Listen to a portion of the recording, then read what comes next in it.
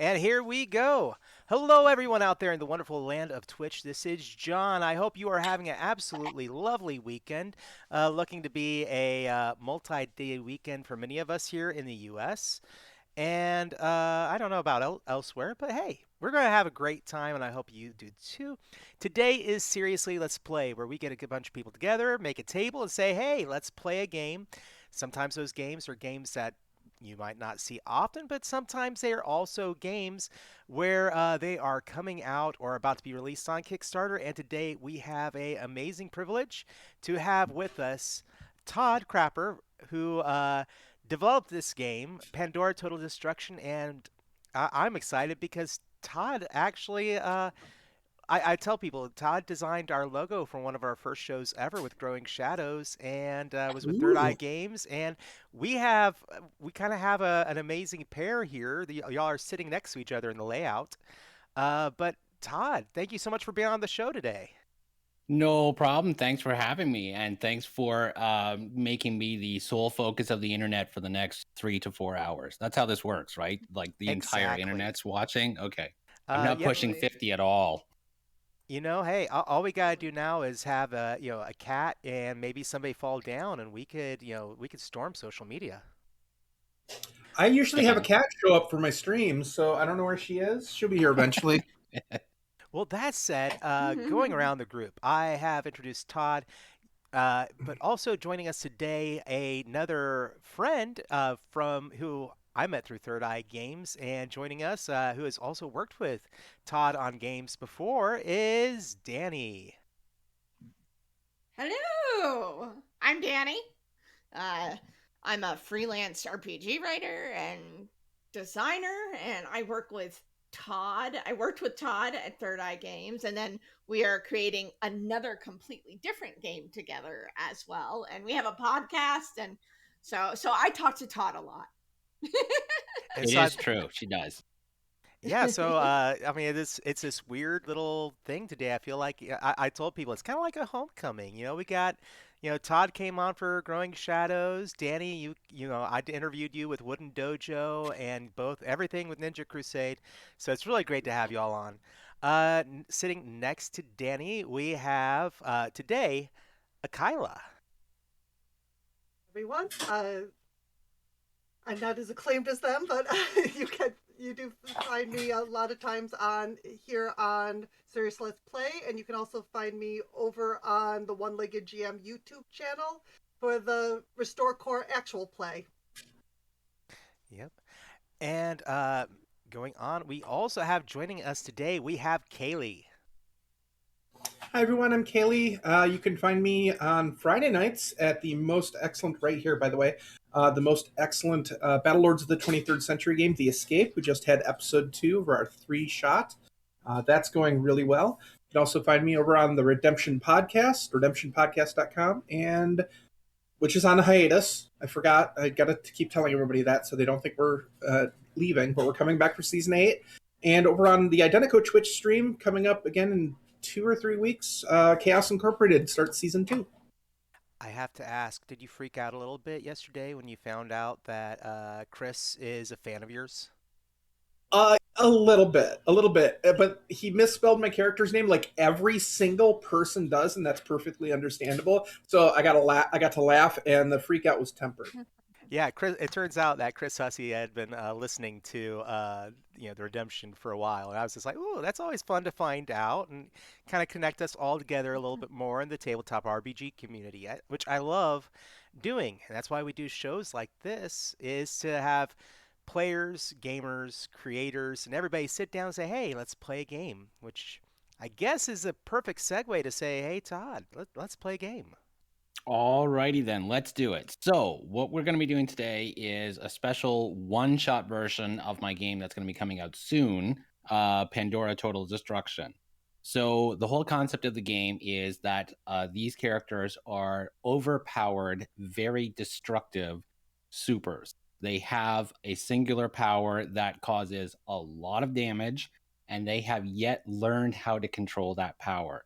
What we're going to be doing in this one shot is basically they're being transported to their Pandora Academy, which are internationally regulated institutions where empowered people must go in order to learn how to use their powers. This game we'll get into the serious part of Seriously Let's Play. Pandora does deal with some pretty mature subject matter. This version's going to be a little bit kind of lighter on that front, but there are still a few things that I'd like to give a quick little content warning because there may be some material that is just a little too much for some people. Totally understandable. The open door policy for me applies to anyone watching as well as anyone playing. So, this game contains references to destructive superpowers, collateral damage to populated areas, persecution, bullying, institutional abuse, mental health, invasions, war, mass death, and possible injuries to innocent bystanders. So that's the kind of stuff that we are going to be dealing with. But like I said, it's going to be a little bit lighter than the full game itself. How about, and let's have everybody, just so that everyone at home can know everybody about their character. But what I'd like to request is let's keep everyone's power out of your little character introduction, because let's kind of unveil that as we play. One of the main things with Pandora is a lot of things are basically discovered about your character as you play. So why don't we start with let's start with our host, John. John, why don't you give us your character's name and any kind of maybe relevant information that we would need to know going into the character? Okay, so Mickey is my character's name, Mickey Porter, and he is a high school student. I'm gonna say he's probably a junior. Has a look when he stands straight up of being athletic, uh, but currently is kind of hides that a little bit. Probably wearing a hoodie, if he can get away with it, up and over his head. And just kind of hunches forward a lot, kind of which disguises his build, which is actually a little bit athletic. Uh, that's probably a good introduction as far as visual with him. Okay. Danny, why don't you tell us about your super? Sure. I am playing Prospero Hawkins. Him, and a young man as well. He very thin, almost kind of gaunt. Very long, kind of languid limbs, thin, and has extremely long hair that kind of just kind of is free flowing. He uses it to kind of like hide his face a lot. He's much like Mickey, and that kind of keeps to himself, like clothing that's maybe a little bit too big for his very thin frame, that sort of thing. So I imagine Mickey and Prospero are both kind of just hunched in their respective corners, hiding behind hair or hoodie or whatever. But yeah. Cool. One quick little thing, actually. John, could you give me your character's highest action stat, please? What's the one you have your D12 assigned to? So my other one, because I overpowers automatically that Yeah. interaction is my D12. Right. Okay. And the reason why I ask is because that's the area that your character is going to struggle with the most, of being able to control their power in populated areas and stuff like this. What is Prospero's highest action? What's the one that I have listed as Protection. protection? All right. So protecting people is the part that you have the most trouble with. Akila, why don't you introduce your character for us, and then let me know what your highest action stat is. Aiden is the very classic preppy teen look. He's about 18, wearing the polo and everything. Very short hair. You can get a hint of very toned, muscular body under the clothes. And his worst power is overpower. Okay, what of the conflict, interaction, or protection? What's the one you have the highest? My highest is overpower. Oh, protection. Sorry, interaction. Interaction as well. Okay, good. Because I forgot to write that down when we did this before. A line And my mic. I couldn't see it. and Kaylee, can you introduce your character to us, please? Yeah, Sarah is also very introverted. So at yet another corner of this transport, she's kind of sitting there with long, kind of medium long. It's kind of bob her hair. It's kind of darkish black blue falling over her eyes. Doesn't really talk to anybody, and anybody who's kind of looking at her, she's wearing slightly oversized like t-shirt, uh, really baggy jeans that do not fit her at all. And all of her clothes look like they've seen really hard use, or they've come from the very bargain bin at Goodwill. She doesn't talk a lot, and she seems very awkward and unsure of herself when she was getting on the bus, or the I don't remember if it's a bus or not, but she's just something's not quite jiving there. Like she doesn't understand how she's moving, and she's not paying attention. And her highest stat is conflict. Conflict. All right. Good. There we go. Alrighty then. So the way that we're going to be playing this version of the game, the full version has a more complex way of basically choosing the scenes, but with Pandora, all the players get an active role in actually establishing and setting the pace and tone of the story. So the way we're going to do it in here is everybody who's playing has been provided with a sheet of different types of scenes that we are going to play in this. So the very first scene that has to play out is called The Last Passenger. So whichever one of you four wants to volunteer your character for this scene, you will basically be getting on board the transport that is taking all of you to your academy or academies. You could even be going to different places. When we did our character creation before, we had established that everyone is going to be taking a train. And it's basically the train is going to be passing through to Chicago. And then there was going to be some various interactions and everything on the way. So who would like their character to be the last passenger on the train that gets our story started? I can do that. That's not a problem. Yeah, okay, good. Alrighty then. So with this, yes. So Sarah is going to be the last passenger. Now this is a commercial train. There are other people who are taking this train for various other reasons. But you're going to be the last person amongst the future academy students. And I'm going to use that word with quotes because there's a reason for that. And you're going to be the last one before the train starts to take a long leg. It's basically the tracks that are running very parallel to Route 66. And it's basically kind of cross country at this point.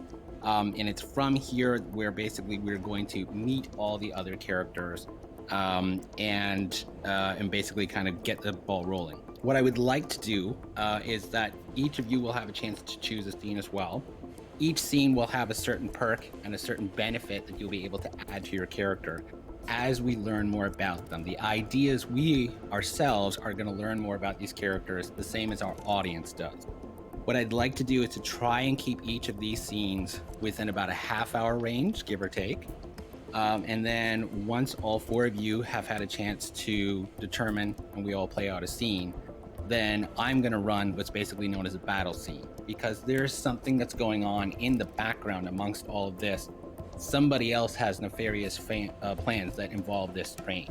So once the four other scenes have been played out, I'm going to run a battle scene for all of you where basically shit hits the fan, because that's what this game's all about. So, Sarah, now when we play, this is all very free form. So we are just going to be talking. At any point in time, characters can jump in, free form dialogue, everything like that. The only thing that we have to worry about mechanically is each one of us can only make one action roll until we have to wait for everyone else in the scene to be able to go. And for the most part, I'm only interested in action rolls that will involve the use of your powers. But you never know, things can come up. Before we get going, actually, Kaylee is actually going to be playing a special role for us today. Kaylee has volunteered to be what we call the safety marshal for this game. So because safety tools are very important for me, particularly with this game, but I get very overwhelmed at times and very focused on my GMing role of trying to keep characters moving forward and, paying attention to the rules and everything. I like to have someone else who basically kind of helps to keep an eye on various aspects of the game. We have agreed and determined on some lines and veils. I will read them out. For our lines, and these are the absolutes, we are not doing this whatsoever today. There will be no harm to animals whatsoever. There will be no form of sexual assault whatsoever. There will also be no sexual humor of any kind. That is all stuff that's completely off the table. For our veils, we're basically applying that when it comes to graphic violence. Somebody could get punched, someone could be thrown through a window. It's not going to get bloody, they just get thrown through a window. We're going to do a veil on any kind of physical intimacy or sex. So if any two characters decide that they're going to hook up, fade to black, curtain gets drawn, off they go. 5 minutes later, they just walk back in the room. 5 minutes if we're lucky. And we're also going to do a veil on any kind of danger involving children. So, there may be some children who are in maybe some nearby buildings if there's an explosion, but we're not getting into any details or anything like that. We're just going to kind of gloss over that part. So Kaylee is going to help keep an eye on those kind of things with anyone if they go to use the X card or any of the standard safety tools that everyone's used to playing in this game. Good? Cool. Alrighty then. Any questions before we get started? I always like to ask. As a note, if anybody needs to message, if anybody's feeling uncomfortable, feel free, of course, to message me or use the group channel if you are comfortable with that. Just any way that needs to be, or just raise your hand, and I'll keep an eye out for anybody who feels uncomfortable. I'm kind of new with all of you, so I don't recognize facial expressions all that well. So if you feel uncomfortable, just give me some sort of sign and I can bring it to Todd's attention. I have my cards here as well. So yeah, there we go. And it's one of those things, I don't mind being interrupted at all when it comes to the enforcement of safety tools. So even if I'm in the middle of a really wicked description, it's important that I know that I need to stop doing that we agreed not to do. So Kaylee, by all means, feel free to interrupt if you need. Okay, so let us start with our first scene of The Last Passenger. Let's have Sarah basically kind of take it from there. I'm going to give just like a quick little kind of intro of what we see at this part. What state would Sarah be picked up in? Let's say Oklahoma. Oklahoma, okay. And I'll let everybody know I'm Canadian. I'm aware you have 50 states. I'm not sure where they are. So there may be some geographical errors along the way. So this is going to be a semi-fictional parallel universe, America, if need be. So in Oklahoma, we see a very kind of standard-looking train station. And in fact, this station looks very much like it used to be a major hub for this small community. And now it just basically exists as like once, maybe twice a week, a train pulls up to the station and a few people get on and almost nobody gets off. And it is here at this part where we start to hear the bells of a train that is starting to arrive. And there are 3 people who basically kind of step out from this building and onto the main platform. 2 of them are uniformed officers. And the 3rd person is Sarah, as Sarah is basically being escorted to ensure that she gets on the train. So Sarah, why don't you go right ahead and, tell us, basically what Sarah sees, what Sarah's doing, and, describe for us the train. What kind of train is? Okay, the camera kind of cuts in to see Sarah being escorted by these 2 guards, as mentioned, and there's a real dichotomy of size here. Sarah is maybe 5'2", 5'3", and as mentioned before, like oversized sneakers that are ratty and torn. Same with the jeans, baggy t-shirt. She's got a purple backpack that she's holding like with both hands in front of her, just kind of almost clutching it. And the 2 guards are like towering over her as the train starts to pull up. This is an older train. It's not like a steam engine old, but it's definitely seen better days. It's not an Amtrak. It's just like a normal cargo hauling that's been retrofitted. So it still runs as normal, but the cars behind it, there are 3 sets of cars, are all just, they're older passenger styles from like the 50s. They're also faded and worn and sand and sun worn. And the train actually like squeals and shudders to a stop before the trio, with just this cacophony of noise. Steam blowing. No, it's not steam. Steam actually is coming from like the brakes as the hydraulics get up, and the first set of doors open up, and Sarah and her guards walk onto the train. The first thing that Sarah notices, because as much as Sarah is very much inclined to be looking down and, and seeming like she's not very aware of her surroundings or anything, there's still those little glances of looking around. And the first thing is you do see that there is basically one of the train employees who is immediately standing there. You notice that she is wearing what looks like some form of body armor. It also very much looks as if like this body armor is, in a bizarre way, it's now part of like the company's uniform. So like if this is Amtrak, this is now like the official Amtrak body armor. And you are very, I would almost say rudely, very directly escorted head in towards this one direction. Looking and glancing over in the opposite direction, you can actually see that there is, a passenger compartment that has various other people. And a lot of those people, they're actually kind of going back and they're trying to kind of see who it is that's coming on, because these are unempowered people. In this game, we refer to them as Nether. And they're basically looking to see, how long your tail is, if your hair is on fire, if you just basically look like a walking demon that's coming on board the train. When they realize that, another one that, she just looks normal, they just kind of seem to kind of, and then they turn around and they sit back down in their seats. Sarah notices the looks and kind of like hunches her shoulders and kind of withdraws into herself. And even though the employee is like kind of rudely pushing her away from the people, she still does notice it and kind of comes into the next train car, just like almost turtling within herself, and her arms are crossed over her backpack as she walks. Okay. As Sarah proceeds into this train compartment, the 2 officers basically sign some paperwork with the employee, and you're basically handed off to the train. They basically then they disembark and they carry on with the rest of their day. You do see that there is almost nobody in this particular compartment. It looks very much like any other passenger compartment, except there are only 5 other people on here at the moment. And 3 of them are our other main characters. One of them is another young woman who looks like she might be like in her early teens, maybe like in the 12 to 14 range.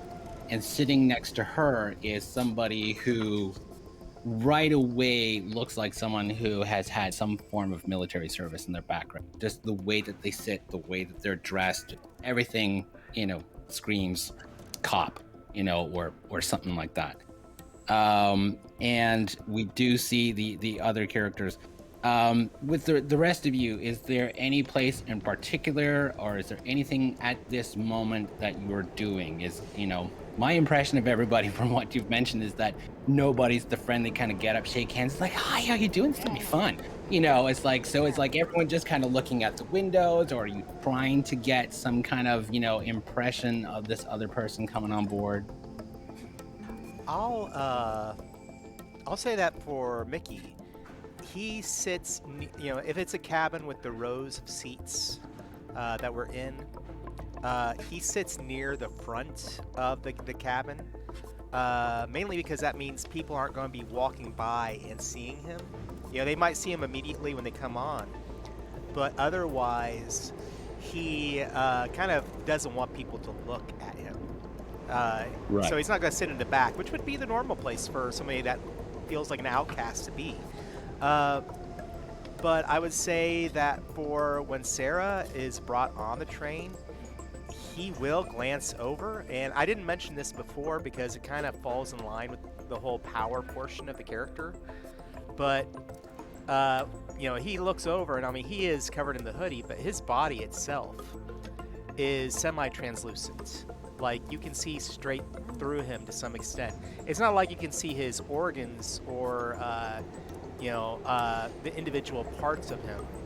It's more of you look at him and it's almost like he's a ghost, but covered in clothes. Yeah. Okay. Nice. Let's see. What about with Aiden? Where exactly is Aiden sitting at the moment? What's Aiden do? He's probably that as far away as he could. However, he was probably one of the first ones on. But he probably looks up when Sarah gets on, gives her a once over, and goes back to kind of literally look like he's focusing really, really hard as he just sits there with his arms wrapped around him. Okay. Quick little side question when it comes to Aiden. This train has a combustion engine. Is there any particular reason why you would be a little more sensitive to that than, say, your average person? Based on your power, he says mysterious. Yeah, he probably would be, if he could figure out where the engine was, he would want to be as far away from it as possible because he can sense the heat coming toward it. Right, okay. I will say this passenger compartment, we're going to put it in the middle of the train. So you're not right towards the back, you're also not close to the front. You're going to be right towards the middle because to me that seems like someone probably thought that was the safest place to put a few level 13 empowered people. But at the same time too, that is actually the worst possible place to put because the entire train could theoretically derail. Yeah, exactly. Yeah, and then it explodes and everything like that. Okay. What about Prospero? Where exactly is Prospero sitting in, dude? Probably, at least to the window, looking out the window, probably in the back as well. If Aiden is back there too, he'll be on like the opposite. He'll be like, if they're both sitting in the back, and Aiden's over here, Prospero will be over here, looking out the window. If they didn't take like his phone or anything like that, he'd be listening to like music or whatever, just trying to like, I don't know if they would or not, but if they did, if they didn't, you'd still have it, but your phone would have been searched. Oh, okay. All yeah, right. so like you would have also had agents that would have brought you onto the train. I mean, basically all of you in some way, shape, or form were escorted onto this train as if you were convicts being shipped out to a really fancy prison. Indeed. Well, Okay. if he can listen to music, he will be, with AirPods or something. If not, he'd just be looking out the window. When Sarah comes in, he would lift up his head and look and kind of assess. And then, just take note that there's another person here now. And then probably go back to looking out the window. Okay. Once they saw where Sarah was sitting, so that he could take note of where everybody was. But then he would turn attention back to the window. Right. Now, I'm picturing that the bathroom for this compartment is actually towards the back of the train, so you would actually be the closest to it. What small but unusual thing is happening to the water in the bathroom at the moment? Like, is the sink continuously running? Does the toilet keep flushing?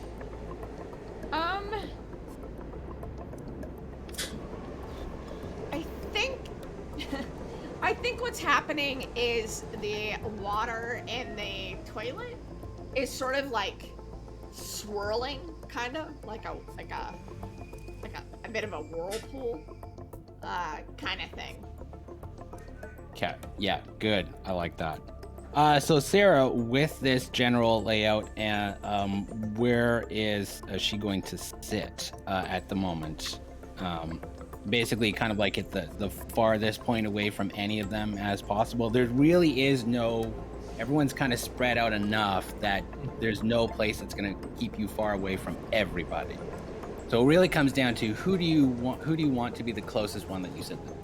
She kind of notices the dynamics of the room, and anyone again looking close at her, the only thing that actually is new about anything she has on is the backpack, and the blue, white, and pink flag on it is like really new, like still has a tag on it. And she notices Mickey off to the one side and just scoots over to the other side of the train up front in the first available seat and sits there. Okay. So basically sitting very close to Mickey, which seems to be the opposite of what Mickey intended when Mickey sat down here in this particular case. On the opposite side of the aisle, though. Oh, yeah, of course. Yeah. But still, so kind of close enough, too. Mickey, and she actually pulls out an old school Walkman with earphones and puts them on. Nice. That sounds like a conversation starter of some kind. So Mickey, noticing myself as somebody who doesn't like it when someone parks next to my car and I'm at the back of the parking lot specifically so that someone doesn't park next to my car. What is your overall kind of reaction to the fact that somebody is sitting there? Like, is Mickey's attitude at the moment while being shipped off to this Pandora Academy, are you bitter? Are you kind of a little remorseful? Like what emotions going on, and then how is that going to affect your upcoming interaction with Sarah? I was thinking that for my character, first, so I saw Sarah come on, and I saw the people that came on with her, right? Yes. So my mind is also going to be like, okay, she's one of us, but Mickey's going to like stare uncomfortably for a little while, just like, are you sure you want to be sitting up here? Kind of using that high school social pressure of Yeah, because everyone's pretty much like within like the same age range and everything like that. So that's why I'm kind of thinking like a little bit of high school mentality and everything is going on here. Like in a sense, you're all being shipped off to another school is a way of looking at it. So what does Mickey want to do? Is Mickey going to say anything kind of to draw some attention? You notice that there is like a really old school Walkman. So what will Mickey do to start things going here? I'll motion toward, I'm like, especially if I see Sarah has headphones on, I'm like, take them off a second so they can hear me. And then Mickey would be like, are you sure you want to be sitting up here? Why, did somebody die in this seat? Cute. No. There's kind of this weird battle in his mind of you're putting yourself in danger being up here, but at the same time, how dangerous are you? Yeah. So Sarah's just like, when she said that, she was not joking. She literally, her eyes got a little wide and like ghosts, or I mean, are you calling me a ghost? No. I asked if somebody died in this seat. Should I sit over there by you? Is it safer? Look, it's probably not safe up here. So I think you really should move away. Unless you can tell me that you can, like, handle whatever. Like, this looking at Sarah, like, how, like, what? How can you defend yourself? Can you protect yourself? it's not really so much. It's not really. You know, I mean, worrying about me is it's kind of nice, but it's more. You might not want to be near me. To be fair. Okay. Look, whatever. Hopefully nothing bad happens. If you want to sit up here and listen to what do you exactly have in there? Is that your dad's or something? Is it like Crosby, Stills, and Nash? What are you listening to? She pops the tape out, and it's an old cassette. Like it's like yellow and red and faded, and it just says like mixtape on it. I don't know. It's all like old people's music. It came with the radio when I got it at Goodwill. That explains a lot. This latest song's from some band called Poison or something. It's really weird. Okay, classics. Nice. I get it. But not your choice, huh? I mean, I don't really. How did you It's get what the they had. So you got it at Goodwill. So take it or I mean, how'd they pick you up? Oh, they kind of found out what I did, and they told me that I had to go to the academy. Were you living by yourself for a while beforehand or something? How'd you know? Just a good guess. It's kind of the thing, isn't it? You think there was anybody else on the train like us? Did your parents kick you out too? Oh no, I left. I kind of should've, draw a lot of probably. attention, and I hold up my hand, which you can pretty much see straight through. You notice that Sarah's reaction is that of somebody who hadn't even noticed. Like, she was completely oblivious until you drew attention to it. It's like, that's cool. I wish. Now, let me cut him for a quick sec here, Sarah. You used the word ghost before, and now the person sitting basically next to you very much looks like a ghost.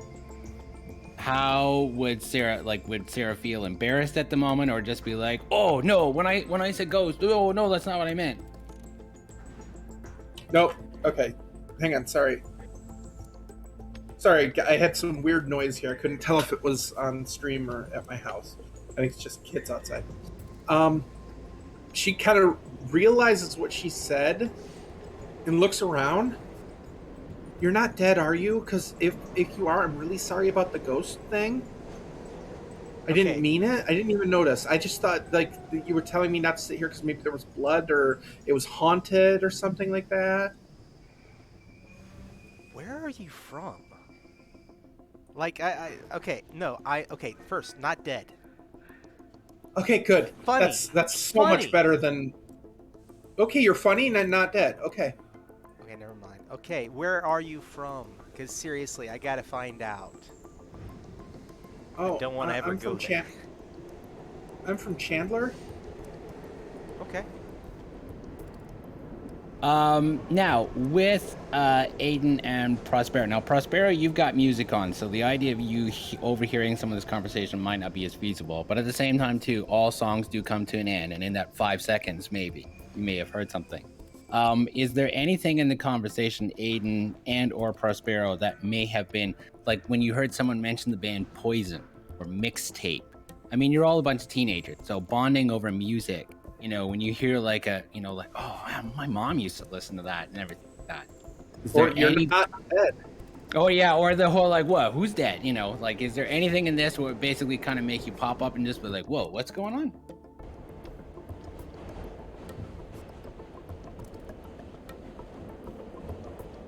Danny, we Can't hear you, Danny. Okay, sorry. So what I was thinking was, while I was listening to that conversation, that Prospero would be interested when Mickey was talking about, like, or it was one of them who was talking about how many of us were here, or like if all of us were like them or something like that. And that would perk his interest. And he would pull out like his AirPod or whatever, and he would kind of interject and say something like, well, of course we're all like each other. That's why we're here in this car together. It makes sense, right? And so, Sarah, this is from the person who's like way Very at the back. yeah. At the back.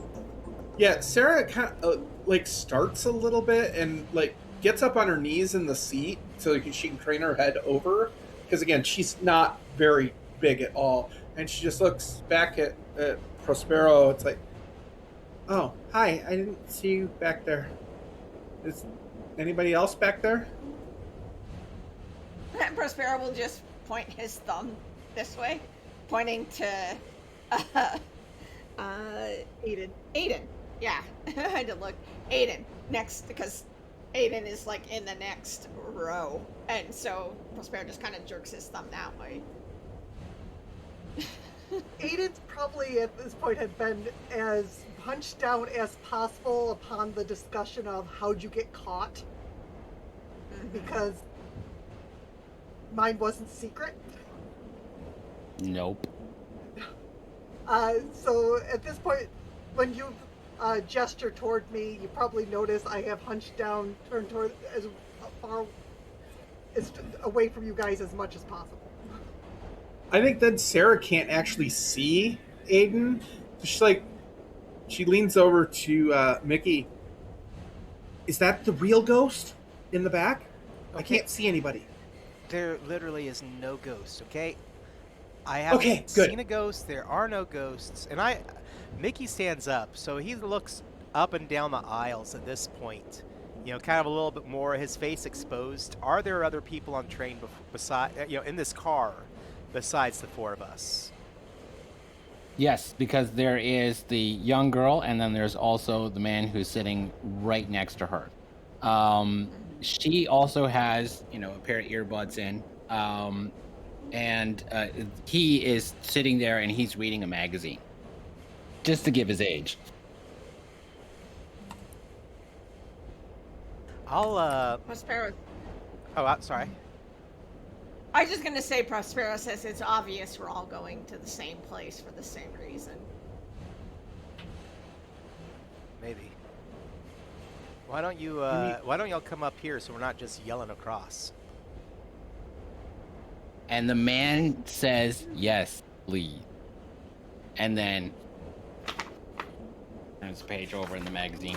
Kind of loudly, the way that, someone will do to kind of make the point is like, I'm trying to read.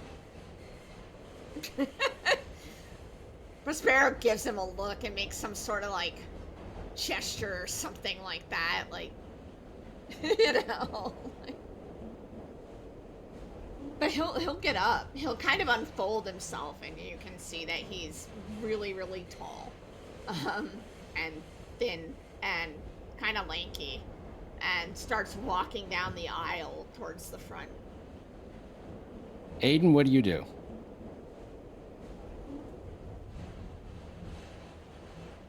He's not ready to talk yet.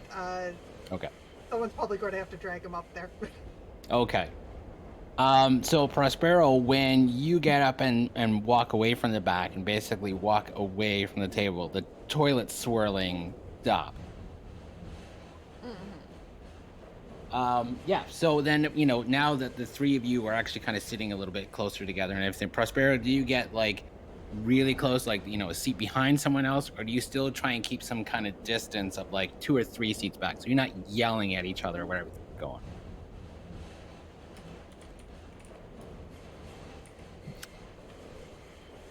I would say actually is that the train employee, when she sees Prospero actually get up to move around, she's up at the front where basically, coffee is kept, towels, the snacks and everything, which by the way has never been, brought back towards the rest of the train. At no point in time does it look like that this woman has been doing any part of her job other than staying up front.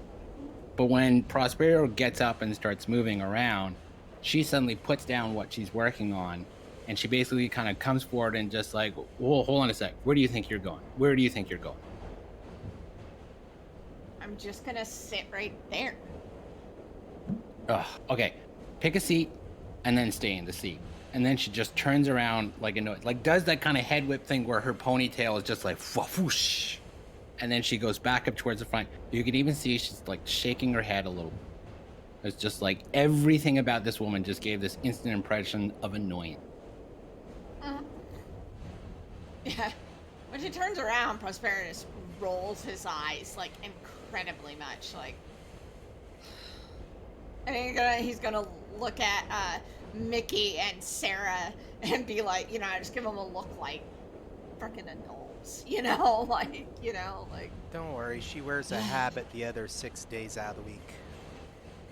Really? I couldn't. Did you catch her name? Because I thought it said witch on her. Oh, maybe I misread it. No, witches are. I think you misread the W as a B. Oh, that's probably a lot more accurate. Aiden, over towards the back. While all this kind of stuff is going on, and even too when the train employee kind of started to intervene and everything a little bit, when you go and you kind of poke up to look and see what's going on, you notice that the man, you see a picture at the top of the page of the magazine that he's reading. And it actually shows like a picture of like a track and field meet. It looks like some kind of an athlete, like maybe the article has something to do with the Olympics or some kind of, track and field kind of thing. Could be a doping scandal. We're talking about sports. So, I mean, like when you see this, what is Aiden's initial reaction? Aiden starts kind of shaking, frustrated, and starts losing a little control. There is a faint smell of burning coming from his corner. Cat. Good. So it takes a little bit as there's some of the conversing, and at this moment we've got Mickey, Sarah, and Prospero just temporarily bonding over how much of a bitch this woman at the front is. And then it just starts to become this realization of just like, that's like, oh my God, is she like burning the coffee? What the hell's going on? Or something like that. And then they're looking back, there's a faint wisp of like smoke that's starting to rise up towards the back, close to where that last person is supposed to have been sitting. You guys see that, right? Yeah, look. Hey, and I'm trying to whisper and yell at the same time. Yeah. Hey, look at me. Hey. How responsive is Aiden at the moment?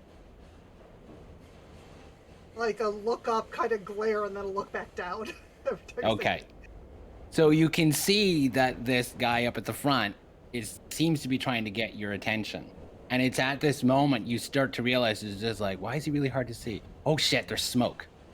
And you realize that you're the source of it. Again. What do you do? I jump up out of the seat because I probably have the armrests are probably smoldering right now. Yeah. Okay.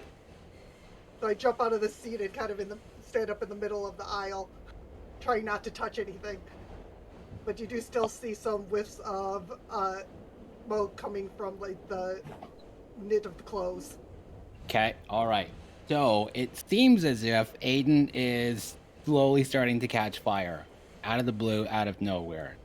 The man who is reading the magazine is noticing that this is going on, and he immediately stands right up in the middle of the aisle and basically kind of moves himself forward a little bit, while the girl that he's been sitting next to, she just seems to be kind of in the moment, just listening to her music, not paying attention to anything. And he steps forward, and you can see now at this point that when he does, Aiden, you can see that he's actually got a firearm on his hip. And you can also see that there is some form of badge that he's also got next to him. But when he does step forward, right away, he doesn't reach for the weapon. But what he does is just like, hey, easy now. Look at me, pay attention to me. And immediately starts trying to calm you down. So because your power hasn't quite taken into full effect, I would like for you to make an interaction roll for me. We're not going to use your overpower at this point.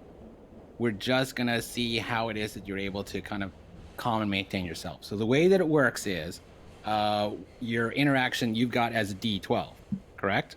Okay. So the target number is going to be a 6. Now, your character has a set of value. Is there any value at this moment that you think would actually be able to kind of help calm and soothe you down or anything at the moment? Each one that you feel applies to the situation, you will use to reduce the target number by 1.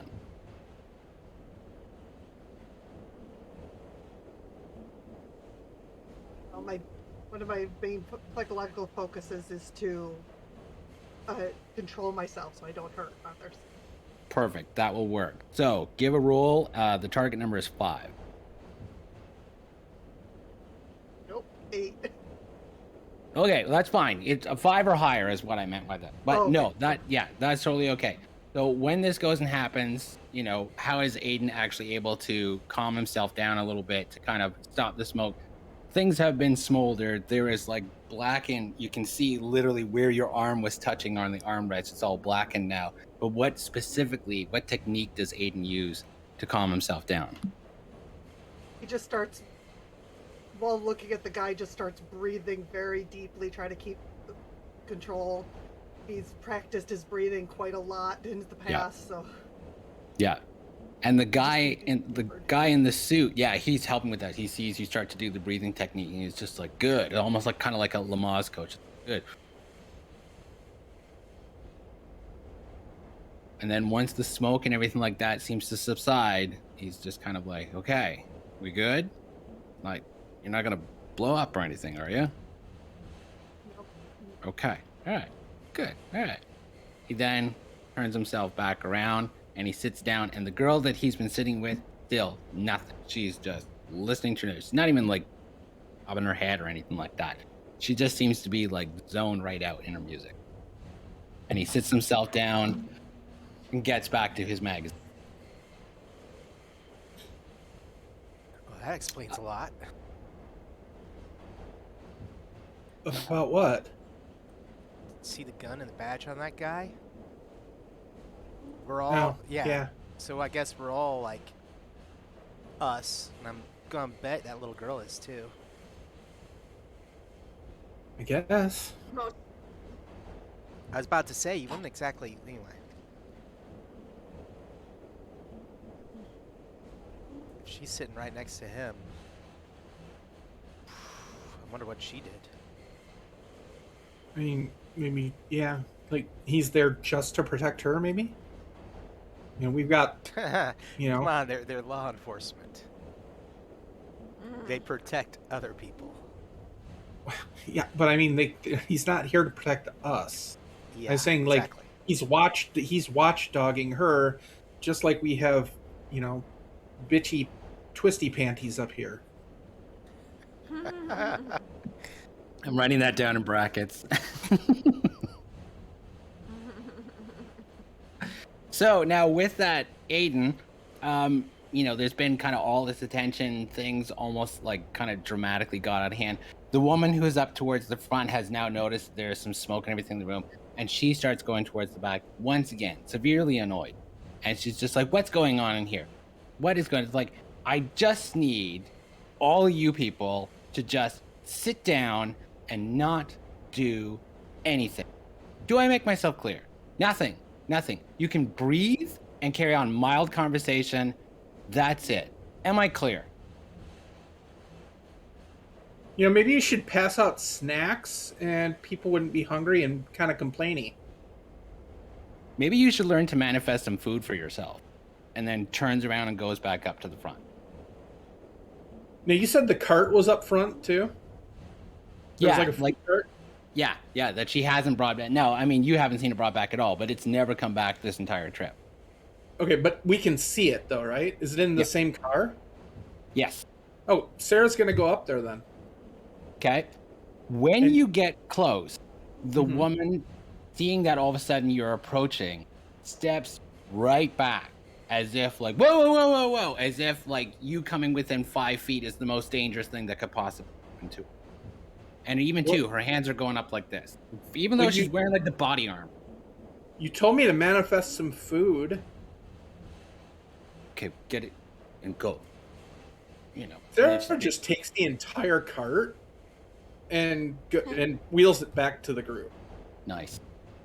Yeah. There Prospera's we go. totally gonna do that and grab a whole bunch of crap off the cart. Use the, after that confrontation, Aiden has actually moved up front with the rest of the group. Use that confrontation as a incentive and the distraction to grab a seat up front because he doesn't want to face off with her alone. Yeah.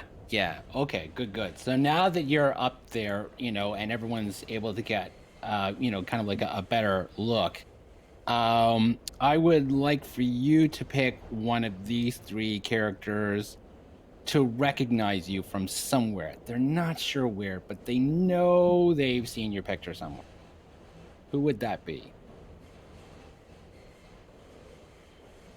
I'm I think Mickey said they were the one that was still part of, kind of active, looking around, because it'd be somebody who has been watching the news. Yeah, okay. So, Mickey, you notice that this last person, this guy, the one who seemed to be starting to catch on fire, looks familiar. And you know you've seen his face somewhere before. Not like, you know, like maybe on like a YouTube, you know, video or something like that. Can't quite place it. But it's bugging you.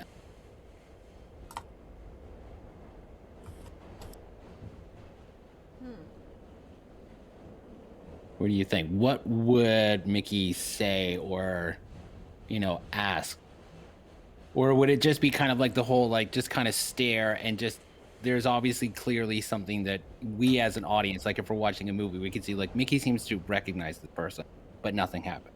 Either way. I think that would be the, you know, the recognition overall, but you know, just for a little bit more frame of reference, where would this have been? Would this been more on the TV end or on paper? Sorry. It probably hits semi-national news. Very possibly on ESPN. Well, one of the alternate ESPN, not the main one. Sports related. ESPN 8, the Ocho. Yeah. Yeah, there we go. Hey, yo! Nice. The most I've- obscure sports. I know you from somewhere. Kind of gives you the side eye.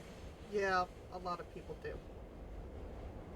And how exactly? Sarah's handing out bottles of water to each of you at that point. Thanks. Aiden And opens yeah. it, but some steam comes out. Yeah. I drink the water, and y'all all get to watch as it goes into my body. It disappears as well. It's not like you see the water flowing into me. So are you like Sue Storm translucent, where we just see like a vague outline, but everything behind you comes through? Something like that. I don't understand how this works. I literally, I don't know. Okay. It's almost like light just either passes through me or maybe I replicate it. I have no clue. All I know is this is what I am now.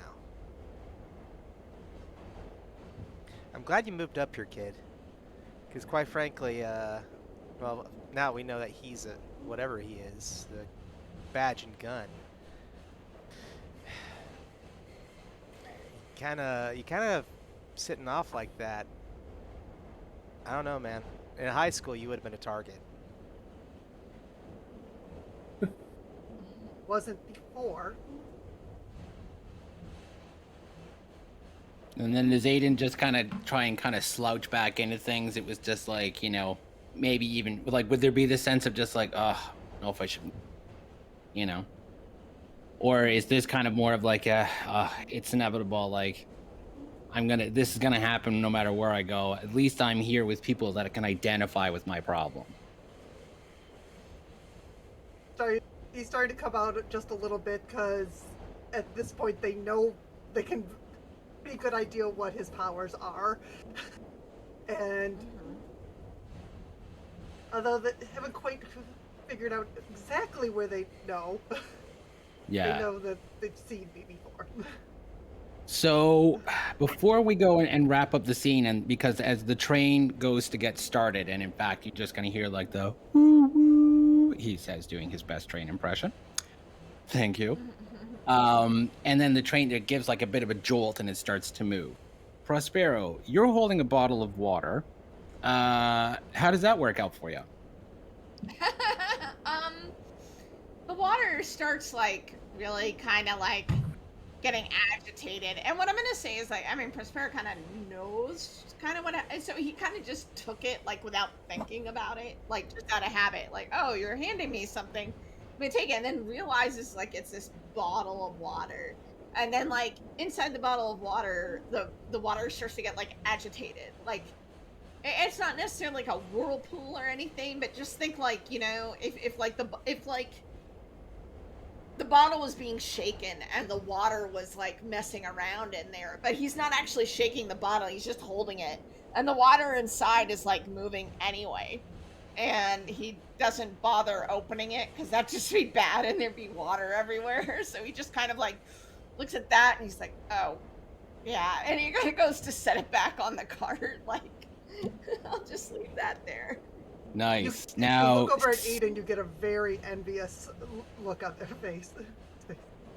Yeah, because even true for a fraction of a second, it could even look like, wait a second, is that the same powers? Oh, no, that's weird. That's different, but it's at the same time, too, the two of you seem to be having issues with your bottles of water. Sarah, we have yet to see why you would be on this train. So when Sarah goes and touches the bottle of water, takes it to sit down and everything like that, what happens to the bottle? I'm not going to have you roll for anything. We're not going to have this potentially blow up the train, fun as that would be. But what happens when you're touching this bottle of water? So I don't know if Sarah was kind of moving a little surreptitiously when she noticed it happen, but anyone looking closely when she picked up her own bottle of water, which was the last one, after she had handed one to Prospero and one to Aiden, she grabbed one and sat back down in her seat. But when she actually lifts the bottle to take a drink out of it, it's a stainless steel sports bottle that she's holding.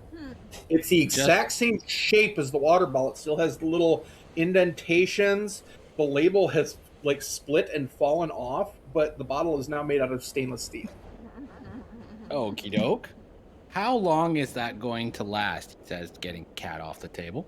How long will this basically maintain itself? Will it kind of stay that way? Will it continuously morph or change, or will it like all of a sudden break apart and dissolve? We're going to have to see, because right now it seems to be pretty stable. Okay. All right. So, what's everyone's reaction to this? Because all of a sudden it's just like you turn around and you look, and now all of a sudden, she's holding a sports ball. It's, where did you get that? Prospero would look around. I mean, he's seen Aiden's bottle of water steam. He saw Mickey's like water kind of disappear, and then he saw the water bottle change, and he's just gonna kind of lean back in the chair and be like, man, this really sucks sometimes. Just kind of laugh his head against the seat, because he saw everybody else was having issues too, and so that's his reaction, just like, man, this really sucks sometimes. Sometimes. Okay. Yeah, but y'all are all okay, right? Now, none of y'all getting worked up or anything, right? Y'all aren't like upset right now. No, why would I? So like this is your normal though. Like the water Oh, thing happening. Whoop. We may have lost Todd for a second. Todd, are you still there? Yeah, I'm Oh, still there you go. here. Sorry, from over there, it looked like it froze up. Oh, no. I'm like a statue. No worries. yeah. When Mickey asked that, Sarah kind of looks down at the bottle and then looks up. It's like, oh, that happened. Yeah, it's kind of normal. Yeah, Prospero's like story of my life over here. But like, so, so the water reacts to you no matter what you're doing, right? Did that bottle transform for you, or did you think about it? It, I, it was really, really cold, and I was thinking how cold it was, and wanting it not to freeze my fingers off. I was holding it, and then it was there. Okay. And what about you? Are you like always hot or something? Looking over at Aiden. Yeah, you can see Aiden still trying to do the breathe deeply thing. He's really still focusing. Yeah, it's pretty new. Okay. I guess And I'm with always that, here. let's wrap the scene up here as the train, pulls out, leaves the station, and we actually start to see it, kind of basically going out into like this long open field as basically it begins the longest portion of the journey. So cool. So we wrap that scene up right there. Now, for that, I want each of you is going to gain 1 value point. So like I mentioned before, each of you has 3 values for your character. These are like definitive things that represent who they are compared to anyone else in the story. You have points that you can assign to those individual values that you'll be able to cash in later on. So you get 1 value point. You can apply it to either your heroic value, your troublesome value, or your psychological value, and then be able to use that later on. What I would recommend is something, in the scene that really kind of plays up on an aspect of your character that we saw. So, for example, those of you who were a little bit, kind of, smarmy, talk back the most towards the woman up at the front and stuff like that, putting it towards your value point could be good. Aiden, because the fact that you had to calm yourself, putting it towards your psychological value could be good as well. But I leave that entirely up to you. So you got 1 value point to assign to one of your values. I'm definitely putting mine into Sarah's smartass value. Yeah, that sounds about right. Yeah, mine's psychological since, that's my main focus so far. Yeah. I think for me, I'm putting it in my... Sorry about that, Danny. Go ahead. Oh, mine's gonna be the troublesome value, for sure. Yeah. Okay. And Aiden? Or Nikki? Sorry. The anxiety and avoidance for my psychological, because kind of acting out the anxiety. Yeah. Okay. Cool. So let's go to our second scene then. So then this can be, whichever one. So we've had John basically has a big X on his screen at the moment right now because he has chosen his scene. So we've got 5 scenes that are available to us. We have an interaction scene, and this is basically very much like more dialogue. Characters are talking, stuff like this. But this scene, the intention behind it is to start to establish better connections and everything like that as these characters kind of grow on each other a little bit. There is a practice scene, which is basically the train makes a stop and everyone uses this opportunity to learn and try and practice with their power a little bit more. There's the revelation scene, and that's where someone reveals a personal connection to our story's yet to be determined villain. There's Something's Wrong, which is during the train ride. You have an unfortunate encounter where there are people on this train working on behalf of our story's villain, basically make a move. And then there's the unfortunate encounter, which is basically an unfortunate encounter with some of the nethers that are on the train. So, who would like to, make that choice, and which scene would you like us to play in? Sorry, and it was Sarah who actually did the last passenger scene. I'm gonna write that down. Yeah. There we go. Not John. That's right. Look at Kind of that. Took over the talking in that scene. but- There's a part of me that kind of wants us to go ahead and do the practice scene. Yeah. I mean, we did all just kind of like explain ourselves. Yeah. Yep. Yeah. I'm okay with that. Yeah, all right. So let's do that. Let's have a little practice here. So it's going to be some time where the train's going to be going and it's going to come to some kind of a stop. John, where does it come to a stop basically along the street? There's still like a bit of a ways to go until you guys reach Chicago. From what everyone has been told, you're all going to be disembarking in Chicago and then potentially moving on your separate ways from there. And where did we, yeah. Sarah, where did you say we picked your character up? Sarah was shoot, I forgot where to go. Hang on. Oklahoma. It was Oklahoma. I couldn't remember the actual city Ooh, again. okay. So Yeah. I didn't think it would come back into play. You said Chandler? Chandler, Oklahoma. That's what it was. Yep. And I'm writing that down. So I'm figuring we're somewhere in middle of the United States, Missouri. We could even go as far as being in St. Louis, because that's also a huge train location in the real world. So it'd be, it'd be There's a outside St. there. Louis in Missouri. Oh, interesting. Okay. All right. Good to know. Yeah. Okay. So we could totally do that. So a little stopover in St. Louis itself. All right. Cool. Grab a list. So, in the full version of the game, this would be known as a training scene, but there's going to be a slightly kind of lighter version, everything like this. Because we're doing this as like the second scene in this, how about we have it where basically the train comes to a stop, everyone's able to kind of get out, stretch their legs, something like that. Maybe the train has to be refueled or something like that. And there's basically a spot nearby where the four of you can go and just basically kind of show off your powers a little bit. And then in doing so, we really get to see the full scope. And then what we're going to do is we're going to make some action rules with your powers. And we're going to see just how things can, like how wild things can get. How's that sound? Sounds good to me. All right, cool. So, John, because this is basically your scene, why don't you describe the area that we come to? What do we see around us as the train comes to a stop? So I've actually been through St. Louis many times because my partner is from Missouri. And so I imagine that we're, especially coming up from Oklahoma, that we're coming up on the southern side of it. We see this huge arch that is there, that is on the southwestern side of it, and we pull through and go up towards the north. And right next to us is going to be this large river.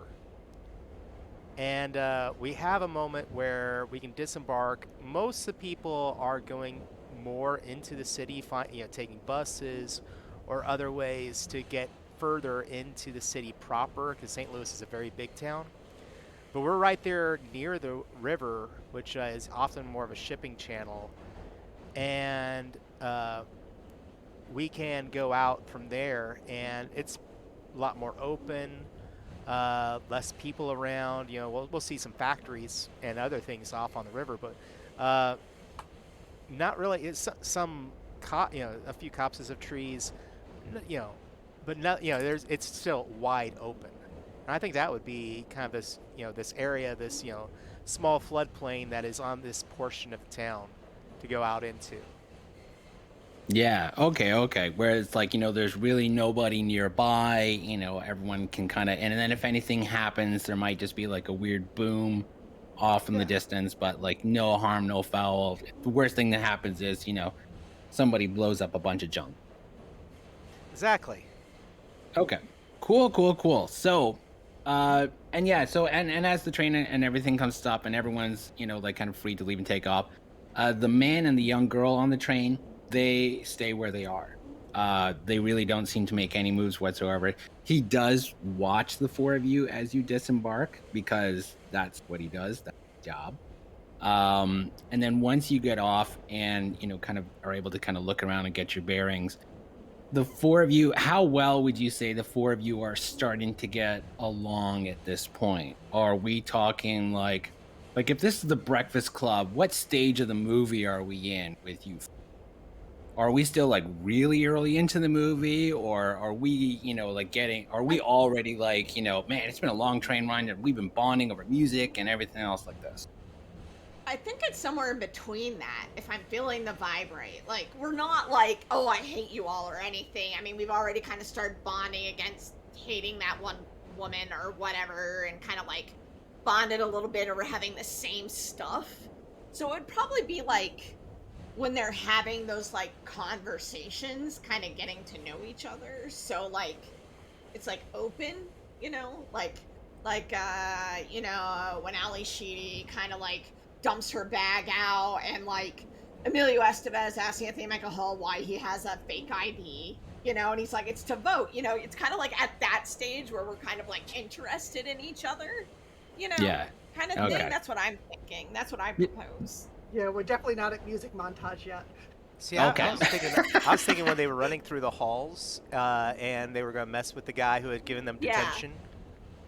I was thinking, Right. I was thinking that point. Yeah. We're not all friends yet. We're kind of like, it's like, well, I might as well stick with you because I'm going to get in trouble anyways if something goes wrong. Right. Yeah, So if we're all in trouble, we get into trouble as a group, and then the blame is dispersed. Yeah.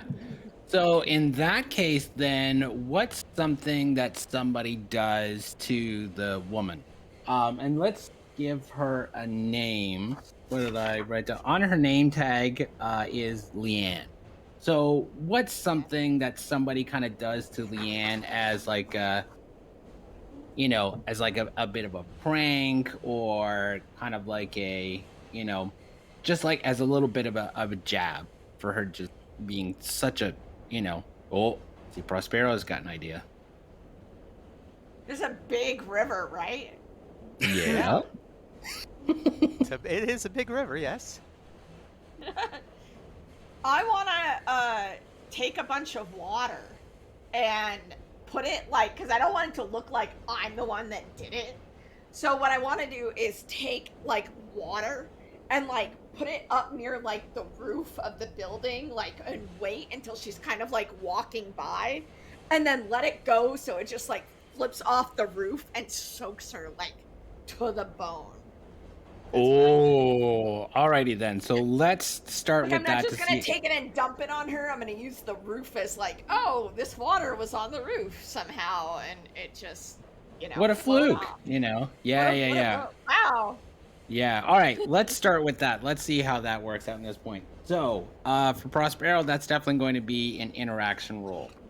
Alright. And it's definitely going to involve your power. So each of these characters, for those of you at home, and if you're my son, hi Logan.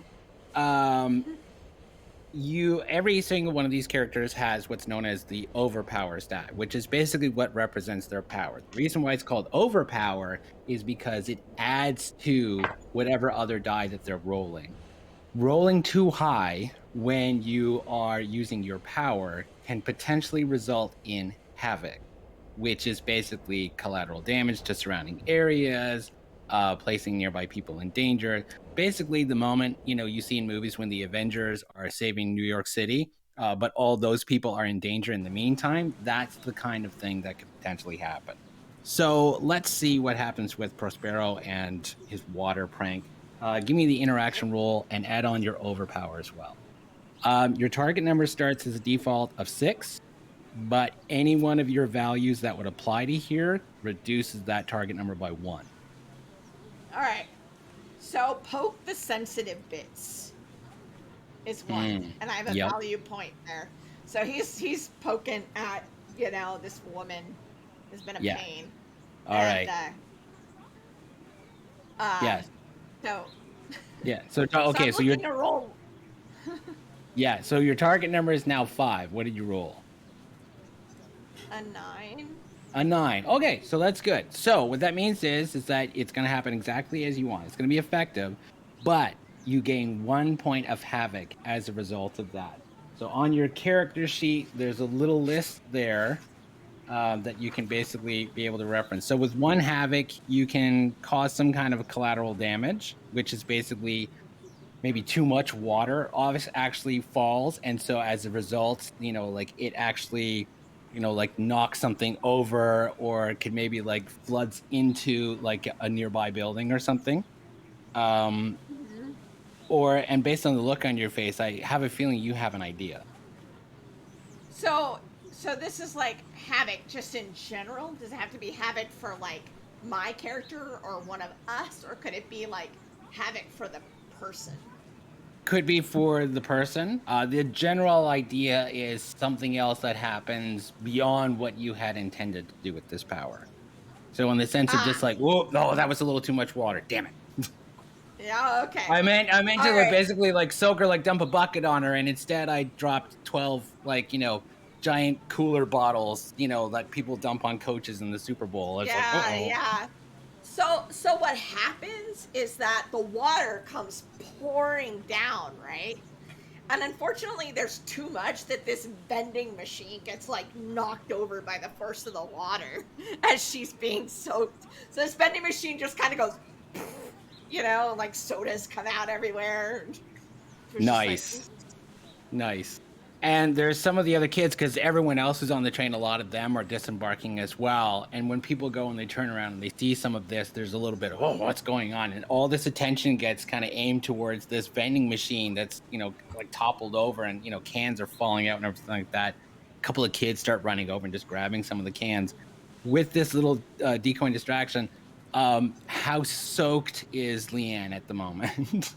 to the bone, to the bone, Boom. to To the the underclothes, to the underclothes. It was a lot of water. Oh, and A lot of wearing like water. that the body armor vest and everything like that too. Oh, she's Yeah. gonna be I mean, it uncomfortable. just like ran down in there, like she's got the squishy shoe effect with the socks, and it's just Nice. And then with this distraction, or is everyone basically gonna kind of run off like oh shit, and then everyone starts to go, or is it really kind of more like that's right, and then off you go? Walk natural, walk natural. Don't draw attention. Walk natural. Yeah, that's right. Everybody be calm. Everybody be good. Sarah is heard to remark very loudly as they walk naturally. It's like, I didn't know it's going to rain today. Nice. And now she officially hates you guys even more. Coming around the corner and everything like that. Mickey, is this an area like have you passed through St. Louis or anything like that before? For Mickey, probably not. Okay. More of a Kansas City boy usually. So Okay. So with the idea, we could say that, this was kind of Mickey's idea of just like, I want to see what everybody can do and stuff like this, and we need to find a good spot for it. So as Mickey's looking around trying to find a good spot to go and everything like that, you kind of get this, it's this odd little idea of just like, you know what? I know, I'll bet you if we go here and behind over here and down this way, I'll bet you that we could get towards that river that I saw. And you just kind of start going as if like, I know exactly where we could do. I have this figured out. And basically you start leading everybody towards this area, very much like you described before. What are the kinds of things specifically that we see around here? And I'd like everybody to kind of contribute one thing that they might see in this particular area. Like, excuse me, like our, shipping containers, crates, barrels, or some kind of thing like that. What's one thing that everyone kind of finds in this area that can basically be, harmed, cracked, set on fire, or some kind of thing like that? Let's see, Kyla, what's something that would be in this area? There are definitely piles of pallets. Pallets, nice. I like that. All right, we got lots of wooden pallets and everything around. Lots of stuff that can set on fire. Kaylee, what's something else that we see around here in this area? Right at the edge of the river there's like a dock, and snugged up to that dock is a really large, we're talking maybe 100 meters long barge, and it does indeed have a bunch of shipping containers on it. So All right, nice. And John, what's something else that we see around here? So, with shipping containers or anything else, I think that's kind of fun, but I want to take it up just a little bit. Oh, Just bring it. So, years ago, I used to work, and we got somebody in the chat that I'm gonna mention because it's Stephen and I used to work at a place called Space Cadets Collection, and they did comics and games and everything else. But uh, just a little ways away from that was this place where they kept shipping containers. And one of the things I loved that was there that I would drive by all the time was this abandoned dinosaur exhibit. It was like all these like fake like dinosaur sculptures that they would build and put together and take to like zoos or whatever. But whoever had built it, I guess they ran out of money and they just abandoned it out in the middle of this lot. So I think that'd be a lot of fun to have there too. all right, cool. There we go. And then Danny, what's something else out here? What's something out here that we would find? Considering everything else that's here, I'd say there's a bunch of like 18-wheelers out here with, trucks and stuff that are like bringing stuff to the boats, just big, huge, tractor trailers. All right, cool. All right, so we got lots of stuff here to potentially cause havoc on. All right, so when everyone gets to this area and it's clear no one seems to be out and about, it could be that maybe that it's lunchtime or this area just doesn't really get used too much. So when the four of you get out here, basically who's the first one to step up and say, okay, kind of start cracking their knuckles and get ready to basically kind of show off what it is that they can do. I know we've already seen some of Prospero's in action. So let's see one of the other three. Aiden, I have a feeling that you might want to go last. I have a gut feeling that you're probably the most reluctant to use yours. Yeah. Okay, so let's toss this up between either Mickey or Sarah at this point.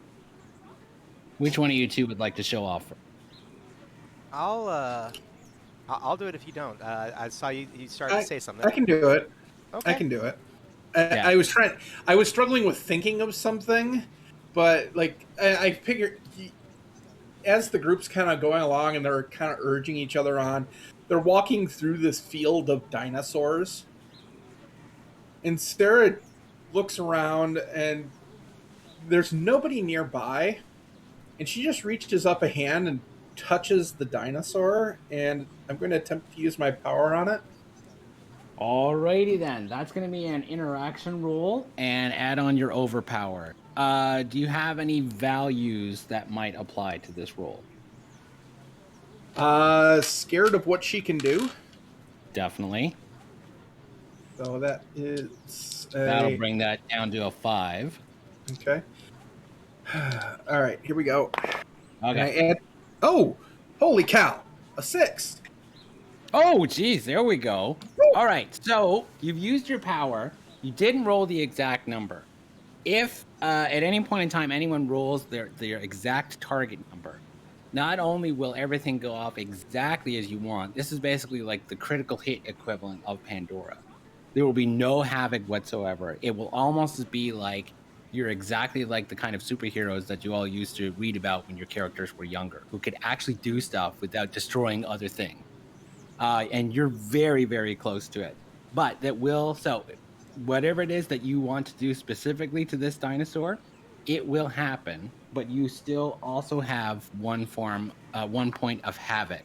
So you can use that to cause some additional collateral damage around the scene, or you can use that to take a complication for your character in the sense where just like, okay, hold on a sec, like things that could actually kind of impede you and make things a little harder for you down the road.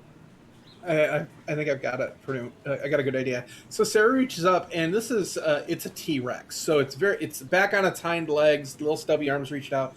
She reaches out and touches its tail and closes her eyes. She starts to glow. Actually, there's like this ethereal, like pinkish rose light that just completely limes her body, and then you see it pulse down her right arm, out of her hand, and where she's touching the dinosaur, it spreads, and the dinosaur turns into just this brilliant. It becomes translucent, kind of like Mickey, but you can tell this is glass, and it's a pure glass. It just looks like somebody made a dinosaur out of pure glass, and she kind of steps back and looks up at it and turns to the group with a smile with her back to it. She doesn't notice that due to the structural integrity of a hollow glass T-Rex that probably weighed a ton before and probably weighs a ton now, the entire thing cracks off at its legs, falling over and then slamming into another one of the dinosaurs, which then falls over and slams into another dinosaur until finally there's a little velociraptor pinned under all this shattered glass and steel. She's kind of sits there with her eyes closed at each bang and smash. It's like that scene in The Mummy when all those it goes over. Just standing there like. Oops. Nice. I like that. I like that a lot. And so yeah, and then it gives like this really good, because for like this fraction of a moment, it's like this beautiful, almost kind of like an ice sculpture looking thing that appears with all of this. Like I would imagine the dinosaur. I'm thinking of the kind of dinosaurs. My son is, like huge into dinosaurs, and we've taken him to a few of these parks where the details are a little kind of vague. It's kind of like, yeah, that's a dinosaur. That's kind of how I'm imagining some of these ones. But still, like, to see like a 20-foot tall glass sculpture of this T-Rex that for a few seconds, it's just like really beautiful. And then there's like, just it was glinting in the sun. There was like prismatic diffraction. It was just gorgeous. And then starts to appear on the bottom of the legs, and then and smash, fa-boom, fa-boom, fa-boom, until basically it's like, this like domino effect of dinosaurs basically just kind of toppling everything over, dust kicking up in the air. And then finally, when everything kind of done and settled, like you said, Sarah's like, oops. All right, who wants to go next? We've got Mickey and we've got Aiden, who should be doing something. Mickey, what are you gonna do? I look around and I'm like, does it seem like there's anybody coming or anybody else out here paying attention to us now? It doesn't appear to be. Like, where you are, it's kind of isolated enough, like, especially to all the shipping containers and the trucks and everything else like this. You've got yourselves kind of secured in a kind of private area. It's possible somebody could show up, but based on the condition of some of the stuff out here, it doesn't look like there's really even so much as like a security guard posted in the area. All right. So I'm going to say, let's make this quick because I don't want to get caught doing anything. And reaches down and finds like a big piece of cement. Just a big chunk of it. Probably something broken off something or left over from a previous parking lot structure. Picks it up and hefts it in their hand a few times. Tosses it up in the air and then lets it pass through his hand, like wills it to just pass through. Or his hand, or more his hand to pass through it, but yeah. Alrighty then. So that sounds to me like it's interaction as well, because you're basically manipulating the environment and everything around you. So give me an interaction roll. Oh man, and that's your highest action. I know, so give me this is that. gonna be so much fun. Woo! Like, I've got high hopes for this. So give me interaction plus your overpower, and any values that would apply here. Well, so I'm thinking be the ball, because I'm treating it almost like a ball. If I can get away with that.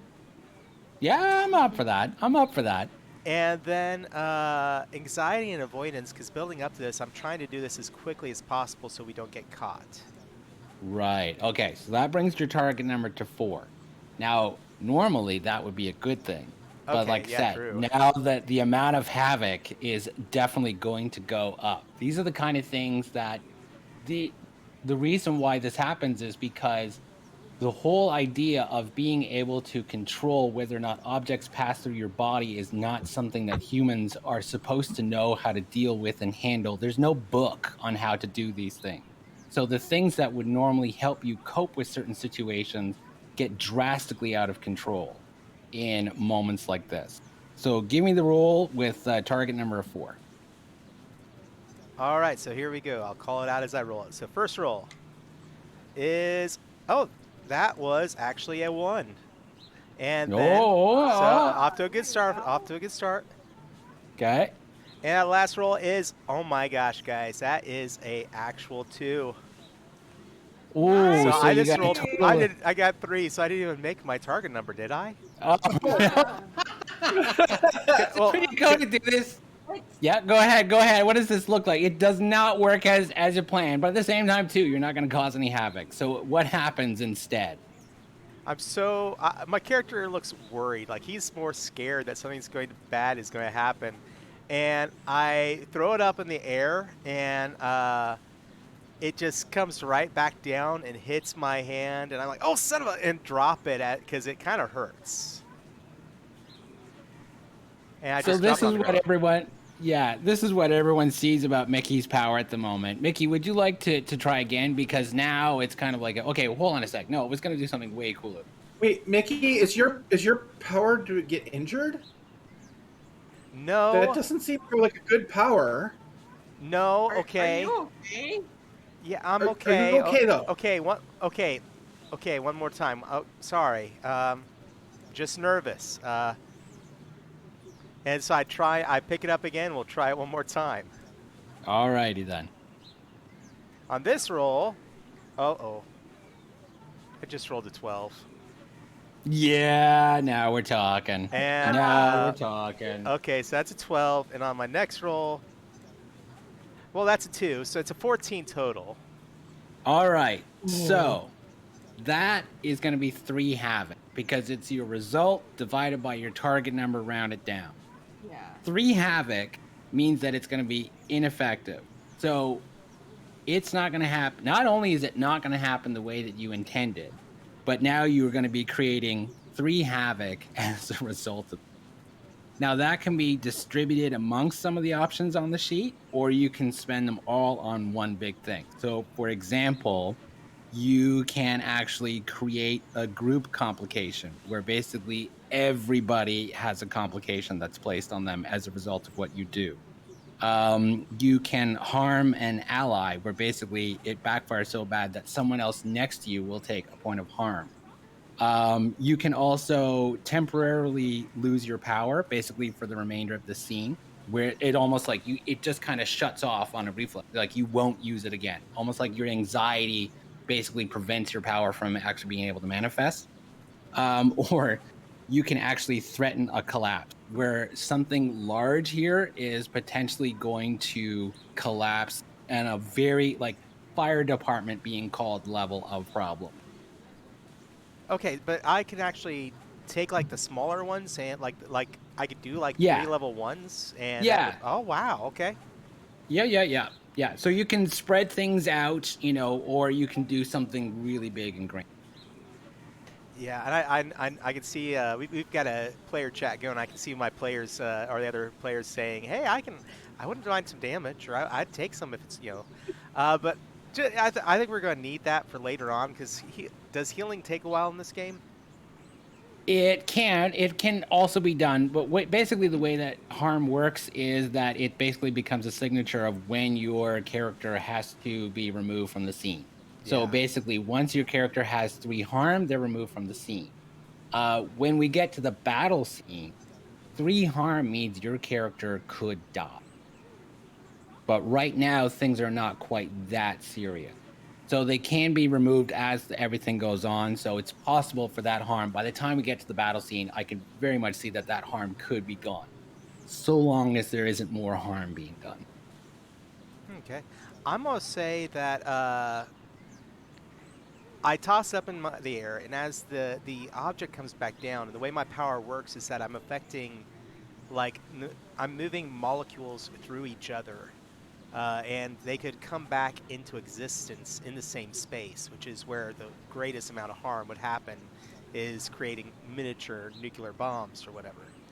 Uh, but it passes through. I'm not paying enough attention, and the molecules don't. It's almost like turning it from solid to liquid. The Yep. molecules are able to be compressed a little bit, or more or less solid to a gas. And I'm gonna say that it explodes into a cloud of you know tiny debris. Uh, and at the same time, larger pieces will shoot out. So I think we could say collateral damage would be one. Okay. Uh, and I'm going to. I did it, and I'm in this cloud of dust. And while I did it, I wasn't concentrating on my own Walkman, which is now dropped, and I cannot find it. So I'm losing my Walkman, if that's a thing I can lose. Yeah, sure. So that's another point of havoc. And does anyone else, because I know some other people were like, I've got one other point to go around. So Yeah, so with that, there's some other collateral damage that you could do, but let's try and mix things up a little bit. Is Yeah. there like a complication that your character can take as a result? Like, could it even be just the fact that like your hand, because this is really focused on trying to pass through your hand? Could it be that your hand takes some kind of an injury? It gets sprained, maybe a finger gets broken. yeah, let's go ahead and say, Ooh, John, like maybe some of it gets. your hand is the opposite state of the rest of you. So like your hand is still there and visible, but it's completely intangible right now. Or vice versa. Like if you're intangible, it becomes like, or maybe it becomes completely normal. Okay. Yeah, I'm kind of like, how would I roleplay that further down? But yeah, let's go ahead and say that it's now entirely intangible. Maybe even not even, I can't see it. So I might be Yeah. freaking out a little bit of like, oh my God, my It hand is looks gone. like you. I just lost my hand and everything like that. Yeah. And even too, when it's just like, and so when at certain moments, you go and try to reach and open the door with that hand, but instead it just like nothing happens. Then you have to, oh crap. And then you got to go and use your other hand to open the door and everything like that. Yeah, we could go with that. All right, cool. So, and what were the two things of the collateral damage that you did again? So I'm gonna say like, that just pellets of rocks fly out, probably breaking things nearby, and at the same time, just this giant cloud of dust. I've lost my Walkman in it. We might, if you're near me, it might be that you can't see well now, or it's this cloud of cement dust. Yeah. All right. So yeah, so like more of this dust and like all of this debris, it actually kind of pelts and actually punctures through some of the shipping containers nearby. Like enough to the point that some of them won't be usable anymore. And then at the same time too, and then when the dust goes and starts to settle, and even too, waving your hands around to try and clear everything out, and then it's like, oh, and it's all of a sudden it's like it's not there. There's just like it's like translucently just like lopped off, it seems, at the wrist. It's just almost perfectly. Um, what would Mickey's reaction be at this moment? Would it be would you be going into like a state of shock? Would you be freaking out? Or is this something that's kind of like, oh crap, not this again. I don't know how to undo this. He probably freaks out. He's like, where'd my hand go? Where'd my hand go? Oh no. But at the same time, he's going to be like, after a few moments of just like dire freaking out, he's like, at the same time, I'm not bleeding. Stuff isn't coming out. I don't understand what's going on here. Yeah, okay. With Mickey freaking out, who wants to try and kind of, help and calm and soothe him and stuff like that, and just some reassuring or is this basically kind of like everyone else is too busy going like, what the hell, and just kind of stands back a little bit?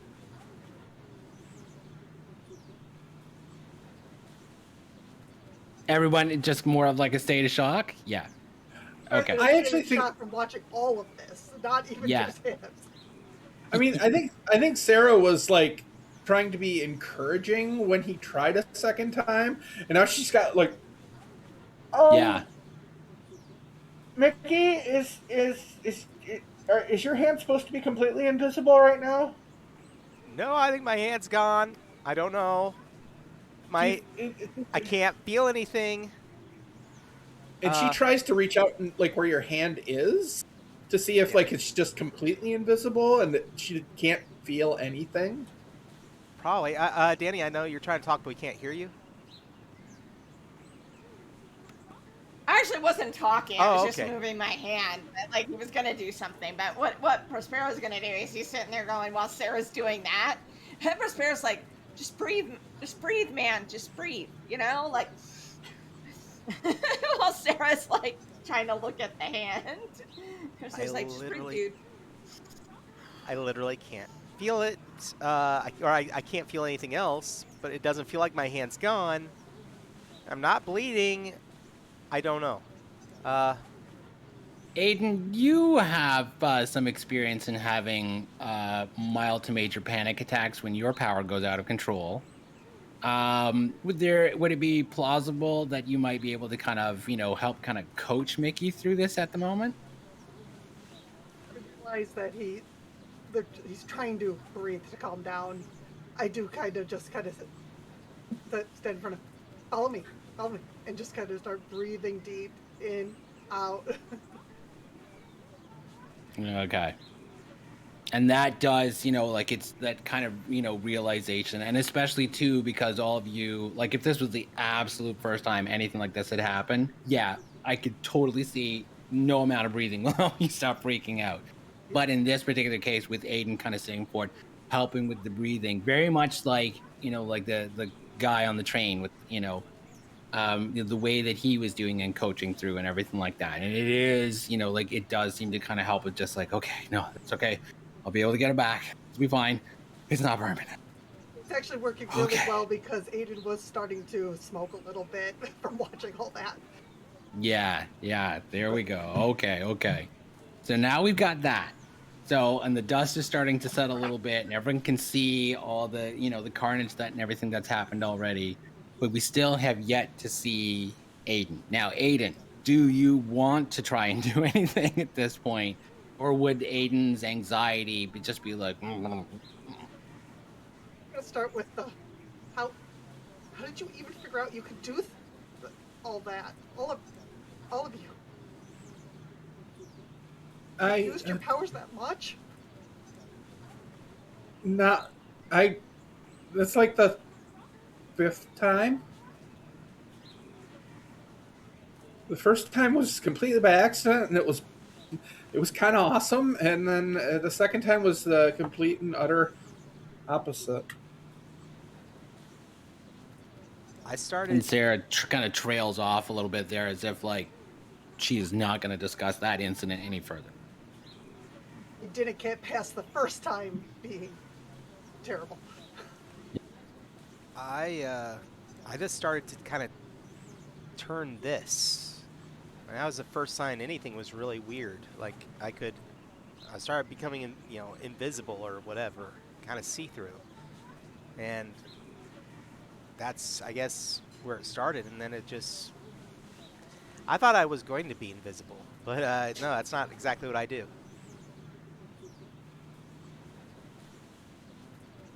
Prospero, what was like your first few times with your power like? Yeah, I guess after Mickey says that, Patricia's gonna look around and he's like, I sunk a boat on accident. Okay, so A boat of People. So hearing this, Aiden, and realizing that these other three have gone through similar incidences like you, does that make Aiden feel more kind of reassured of just like, okay, I'm amongst people who understand? Yeah, it's so I'm not the only one who's had a terrible accident. Yeah. So does that make Aiden feel more comfortable with trying something in front of everybody? Be like, okay, well, in that case, then, you know, it's kind of like everyone else in the group has shared, and now, you know, it's like, you know, are you willing to share? Just how do you focus? If I let go of anything, stuff catches on fire, including me. Do how can you focus it out? Aiden, like when I do it, I have to like kind of like mentally like with my brain, like I have to kind of feel like if I feel like the energy is going out somewhere, like it's just not like everywhere. That was that was the first time. It's usually that's why I touched things, so I can focus on just that point of letting the energy go, if that makes sense.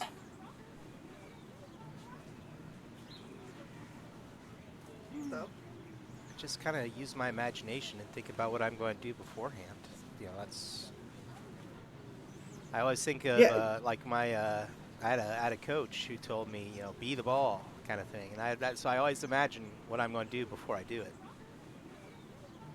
Doesn't always work out, but Trying to keep your mind as calm as possible. I mean, the more anxious you are, the more things are likely to go wrong. I know how That helps at all. Okay, I'll try. Okay. It's going a lot smaller. Yes. Okay. So what does Aiden want to try and do? There is one pallet that's away from the rest a little bit. He's going to try to focus the heat on it to start it on fire, but without touching it, because he knows he can do it by touching it. Yes. Okay. So even is it kind of like even like just a few inches back or a couple of feet Yeah. back? You know, just a little bit more distance than normal before. Yeah. Okay. Yeah, just So like once a foot back. Yeah, okay. So once again, because this involves a level of interacting with your environment, that's going to be an interaction roll. Add your overpower die on there as well. And do you have any values that would apply on? Well, my heroic is to keep trying to be the best I can, so this is learning how to use this power. Yep. Do the Okay. best with what I've been dealt with. Okay. So let's take that down to a 5. Give me a roll. Let's see what happens. A 10 and a 7. 17. Ooh. That is also going to be 3 havoc. So that wasn't going to go well. Oh my god. So the pallet that you wanted to set on fire will probably be the only thing that you don't set on fire at the moment. So how do you want to spend that havoc? Do you want to spend like all 3 on one thing, or do you want to spread that out like John did?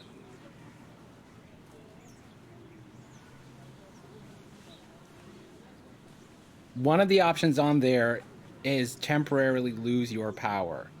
I'm going to double check on that because one of the problems when you design a game is there's so many iterations that you go through that you can't remember which version of it. But the temporarily losing your power, when would that potentially come back? Oh, it would just be like the end of this scene. What I'm going to do in this particular case is I'm going to have it go where it's like your power won't even manifest in the next scene, where it's basically going to be like almost in a sense you could say it was like you feel that it's going wildly out of control, and in pulling it back it's almost like you strain a muscle where it's just like, oh, like I just sprained my ankle. I can't walk on that anymore. I gotta let it heal back up again. So that's an option that you can do if you want. I actually like that because my thought would be, as everything else sets on fire, I try to pull the fire back into me and Right. overdo it. Yes. So what The does picture's still that on look fire. like? Yeah, what does that look like as, like your the fire coming out of your body goes wildly out of control and you start to suck all of that kind of back into yourself? What does that look like? Goes out, everything catches fire, and then you just kind of see like this funnel as he breathes it back in. Literally, just you can see the fire breathe funneling back into his mouth, his nose, stuff like that. Nice. Okay, cool. So that means so now your power is basically going to be inert until the end of the next scene. And so now with that, there's now I think it's safe to say that at this point, now there's definitely going to be some attention and whatnot that's been going on. There's been these loud bangs, and then there was like this small burst, and followed by, like lots of tiny debris smashing through, shipping crates, and now there's like a burst of flame and everything that's happened. We've had a chance to see Prospero's power in action. But do you want to try something else here, Prospero, while you're here? Or is this one of those situations where it's just like, yeah, this is definitely the point where we get our butts back on the Yeah, I train? think Prosperous is going to be like, oh crap, we better get out of here before the fuzz get here. Yeah. Let's go. Because there is a part of me that thinks it's like, I wonder what Prospero would do to try and put the fire out. There is a part of me that does wonder that. Would there be like that knee-jerk reaction of fire, whoosh, and actually try and douse it? Yeah, he would probably do that real quick while he's shouting that. Like, he'd be like, oh crap, we need to get out of here. But he doesn't want things like totally on fire, so he can take some of the water around and try to put the fire out. While he's like, okay, we need to go. But he's trying to like put the fire out. Alrighty then. So if you want to go ahead and roll for that, that would be protection, because you are trying to protect things in the sense, be it property. Yeah, exactly. And that's your highest one. So give me protection plus your overpower, and what values would apply? Help people if you can, no matter what. Definitely. All right. Well, that brings your target number down to a 5. A 5? All right. So I'm rolling twice, one for my one for my protection and one for the overpower. Okay. Okay, that's a 5. Oh. I don't think you're going to roll a 0. I think the Ooh, that's a 12. So 17. Oof. Ooh. So same thing as before. It's ineffective. You are definitely not putting out any of the fire, or at least that you intended to put out. And you've created 3 havoc. So how do you want to spend that havoc? What do you want to do to make this basically? What's one of the ways that this entire area will probably not be shipping out anything for a while? Okay, so the collateral damage he causes is the water that he uses. I mean, it's the first one that he does is okay. So cause a complication V, right? Yeah, anything that's with a V on it, sorry, I'm going to specify, those are ones that villains can do. Because villains have no qualms about causing havoc. And so when I throw villains into the mix, those are options for me. So anything with a V on it, those for villain. All right. Okay. So I would like to go with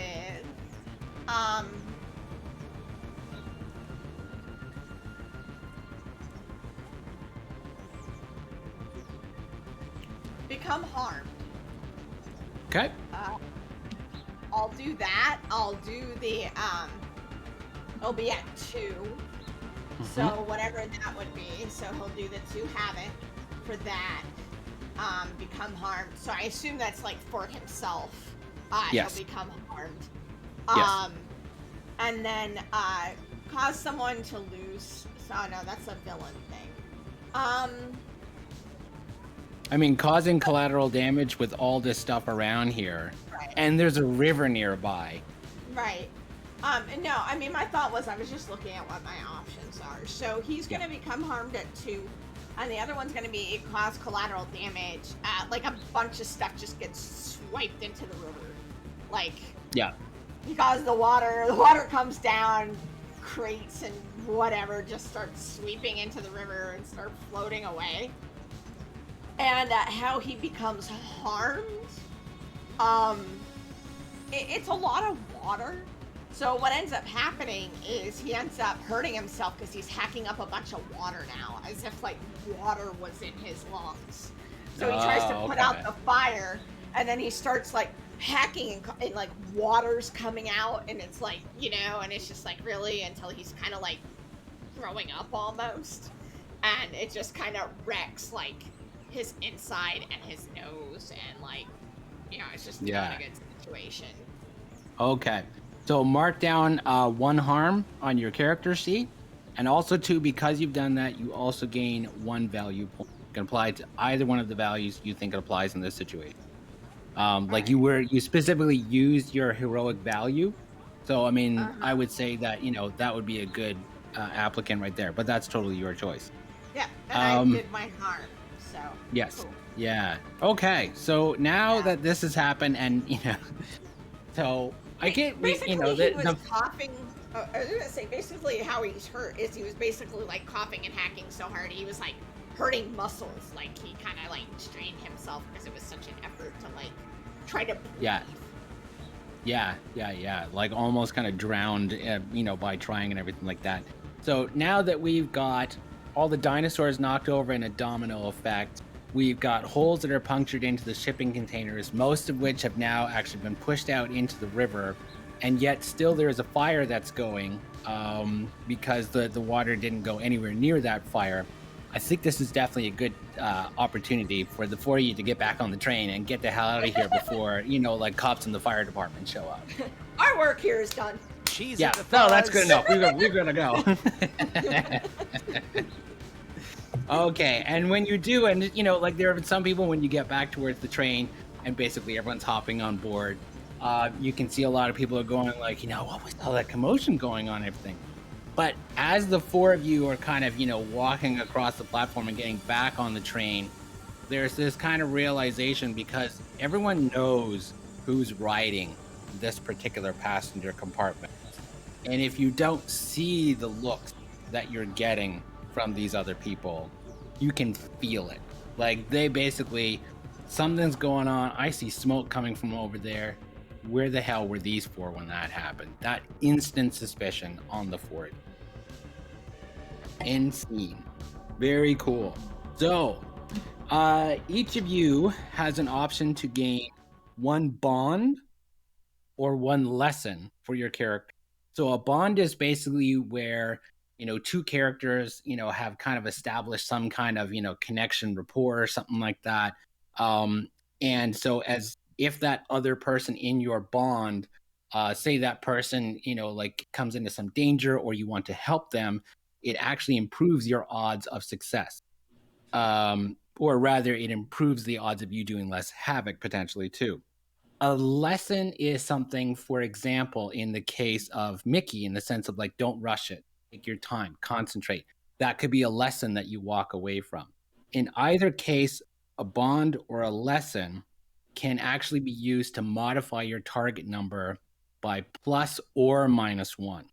So what you can do is you can use a bond or lesson to kind of offset that and try and keep your target number at something that might be more reasonable. Mm-hmm. So, is there anyone who wants to form, establish a bond as a result of the scene with their character? Is there, like in the case of, like with Aiden and Prospero, this kind of like you two seeming to have each other's back kind of thing because you work off of opposing elements. Or even in that sense of, like Aiden and Mickey having this kind of rapport of just like both coming from athletics, falling from grace kind of thing like that, having that kind of shared connection. So are there any bonds that anyone's interested in making for their character? I thought about it because I did have two people that tried to talk Mickey down with the loss of his hand, and so do either of y'all like, or is it that I pick it? Is it does a bond only affect me and how I interact with them? A bond should be agreed upon between two players, where it's like, you Okay. know what, yeah, there's something going on with our characters. Let's both establish a bond. So it has to be something that's mutual. Simply because there's too much risk of, a one-sided bond going awry. So it is one of those things where, yes, I very much want it to be mutually agreed upon. All right. If not, everyone is able to create a lesson as a result of it. Something that is like, okay, I'm walking away with this with a better understanding of how I might be able to better control my power. Does anybody want to form a bond, or do we want to just go ahead and get like the other? John, I was actually I, thinking about the bond. I'm sorry, Danny, go ahead. Or was oh, that I a was just gonna say I'm open. I'm open for either. I was Same. just gonna say that's all I was gonna say. Yeah. I'm Okay. I'm open for a bond with either Prospero or Mickey. Yeah. What were you thinking about bonds, Kaylee? Well, one of the things that I was gonna do at the end of the scene, like when we get back onto the thing, would probably help form a bond. Because one of the things that she noticed happened to Mickey was his Walkman got destroyed.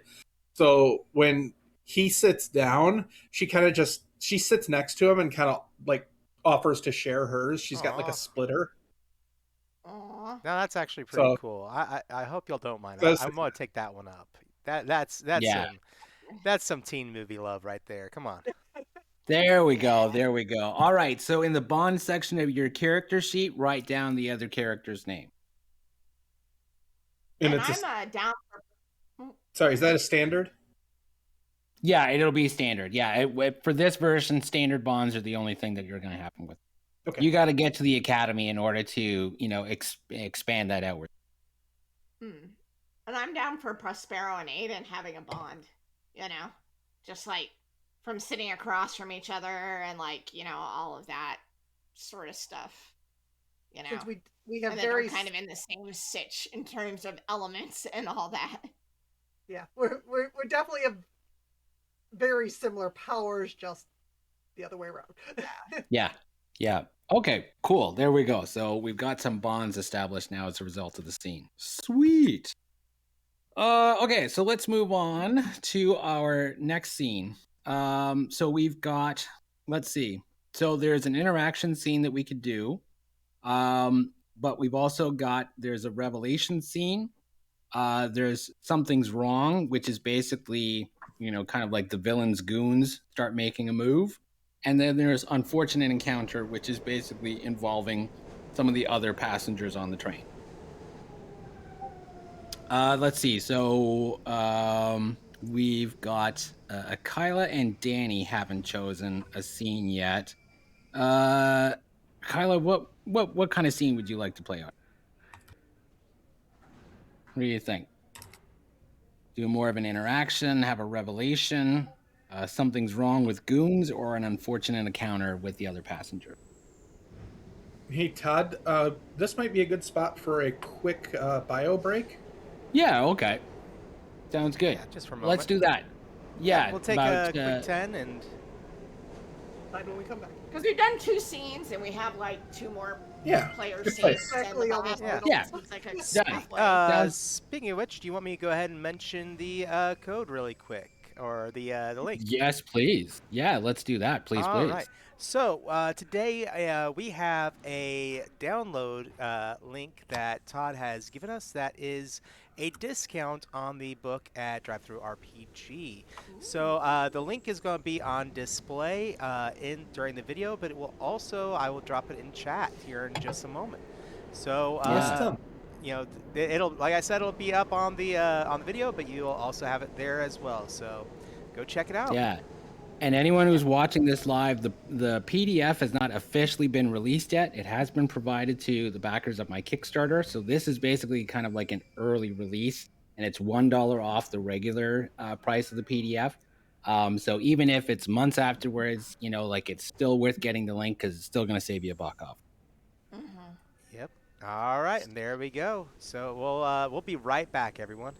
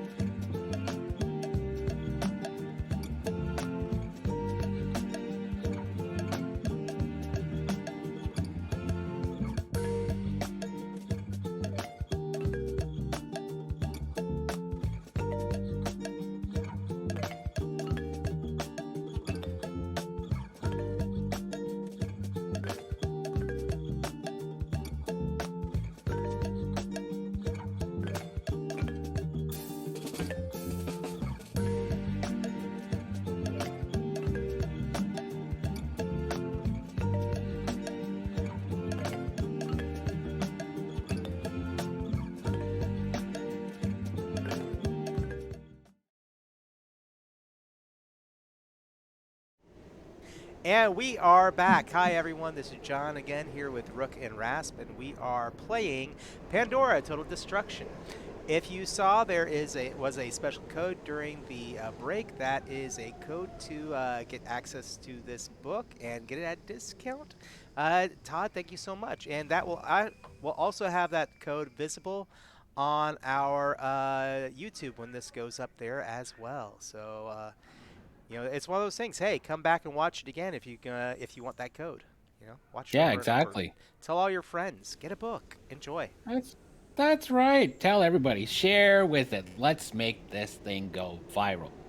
All right. So we were doing a little, talking on our little break there, and Kyla wants to go with the "something's wrong" scene, and this is the one where the supers stumble upon something unexpected that reveals the danger ahead. And basically, there are some goons on the train that are going to start trying to make a move when they start to think, "Uh-oh, we got to act now." So everyone's back on the train. It's moving and it's continuing on. It's getting let's have it be where it's like it's actually starting to get close to Chicago. And so it was almost, like the way when you're riding on a train and the next stop and then the stop after that. That's basically the point where it's like maybe like, 2 to 3 hours away from actually reaching Chicago at this point. Everyone's back inside, basically the empowered compartment, as we can call it. And after the little incidences that we had over there on the shipping yard, what's everyone doing at this moment? It's been a little while. Let's see. Mickey, how's your hand looking right now? Well, if the complication ends, maybe it's kind of starting to finally come back in, and it'd be kind of funny if it was just like slowly the tips are becoming visible again, and I can touch those to stuff, but the rest of the hand is still kind of messed up. Yeah. So and like that kind of a complication, it really only lasts for the scene itself. So so your hand is starting to return back to normal. Might still be kind of like, a little fuzzy. There could even be almost like some tingling, like when, your hand has been asleep for a long period of time. And then you just get that strong tingling sensations as all your nerves start to fire up again. Ooh, that's never fun. I hate that feeling. So that's going on with this. Prospero, how are you doing? You do have the option, if you want, to spend 2 of your value points if you want to remove that harm, or you want to keep it there for now and just kind of say like, my chest still hurts, but I'll be all right. It'll recover over time. Yeah, I'm not gonna spend those value points right now. He's just in the back on the train, and he's just like trying to recover. So he's kind of like, maybe like curled up on the seat or whatever, trying to chill out. Yeah. Not like be in pain so much, just trying to like relax and heal up a little bit, without trying to look like he did anything that could potentially have hurt him in the first place. So nonchalant, because he doesn't want to be accused of anything. So just like, trying to recover but casually. He's trying to look instant on the thing, like, I'm just sitting here because I want to sit here, not because I'm in pain. Yeah, or anything. because especially too, like, there's this really just the vibe that Leanne is giving from the front of the train. It's really kind of more of like, if there's anybody on this train that's gonna call in, with I think I know who caused the explosion at the dockyards, it would be her. So everyone's just kind of trying to kind of lay back a little bit, I'm very much imagining now, because there has been some bonding going on that we've established, that everyone's actually kind of, like sitting, like within like the same 4-seat area to the front, to the back. There's a little bit more cohesion and everything that's going on. It's actually making everyone kind of forget where it is that you're going. Just very quickly, the consensus, would this be the kind of thing where you all see your characters heading to the same academy, or it's basically once you reach Chicago, everyone starts to split their separate ways? Like if we were running this as kind of like a prologue to doing the full game, would it be something where, yeah, we're going to be running a full game after this, so that means we're all going to the same academy? Or it's just like, yeah, they're shipping me up to Canada, I've got to go to some island off the coast of Mexico or some kind of thing like that. So is everyone splitting up, or is everyone actually going to the same academy? I kind of, I could definitely see, like, in a weird way, that Prospero and, Aiden's powers kind of line up in a weird way that I could see the two of you ending up someplace together. But Just gonna say that. yeah, but I think like the damage capability overall would be my, would we all go to the same place? I mean, we're all fairly dangerous, and Yeah, so you're all what's known as level 13. There's 13 different empowerment levels, 13 being the highest and the most dangerous one. So any academy that you'd be going to would have to, be specialized in handling level 13 empowered people. So the odds are good that you'd all be going to the same place, even if, your powers are wildly different and everything like that. And that's one of the things that the game gets into is it leans very heavily into the problems with systemic institutionalization. So just because you'd be going to the same academy doesn't mean that you should be going to the same academy. It doesn't mean that they're qualified to actually be able to handle what it is that you're bringing, but you're going there anyways because someone signed the paperwork and wasn't paying attention to the details and everything else like that. So, yeah. So anyways, but I mean, just, kind of like one of those little thoughts and everything. So as everyone's, like bonding on the train and starting to hang out and everything like that, there is one point where I'm going to say, let's have Sarah is noticing this. Sarah, you notice that, as you're all talking, and every once in a while, because I would say that of all the characters in our story here, yours strikes me as the one that would had dealt with the most kind of social insecurities more than others. Everyone else seems to have been at a high point in their young teenage lives. They stood on top of podiums, they received awards, they got these kind of recognitions. Sarah strikes me as someone who's always kind of been in the background a little bit. And so as a result, having been someone who suffers from social anxieties myself, that creates an awareness of, like the everything around you and the people around you. So, Sarah, when you're kind of looking around and you keep noticing up towards Leanne up at the front, you notice that she appears to be talking on a phone. But when doing so, it's that whole kind of like got her back turned to everyone else on the train and really trying to make it look like she's not on the phone. But she is clearly talking to someone on a cell phone. Okay.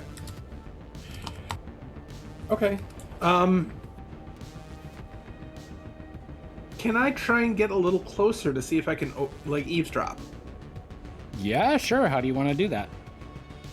So I kind of picture, since I'm sitting in my mental map of this, Mickey and I are kind of on the left-hand side of the car, and she's forward and kind of towards the center. So I'm going to, stay to the left of the car so I'm not in her direct line of sight and kind of hug the wall and just kind of creep along the wall till I can get close enough to maybe even just stick my ear around the corner. Yeah. Okay. Good. Let's... You do start to hear, like, she's definitely whispering, but it's the kind of whispering where it sounds like she wants to kind of shout at something, as if, like, she's being, like, like this. Like, she's being almost really kind of commanding about it, but really actively trying to keep her voice. And you do hear her say a couple of things that's just like, no, I'm serious. It's got to be soon. They're up to something. Somebody knows what's going on.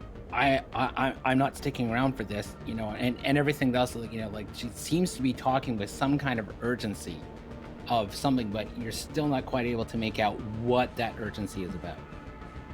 At this point, subtlety is not working, so Sarah's just gonna walk up behind her, still trying to keep out of her eye line.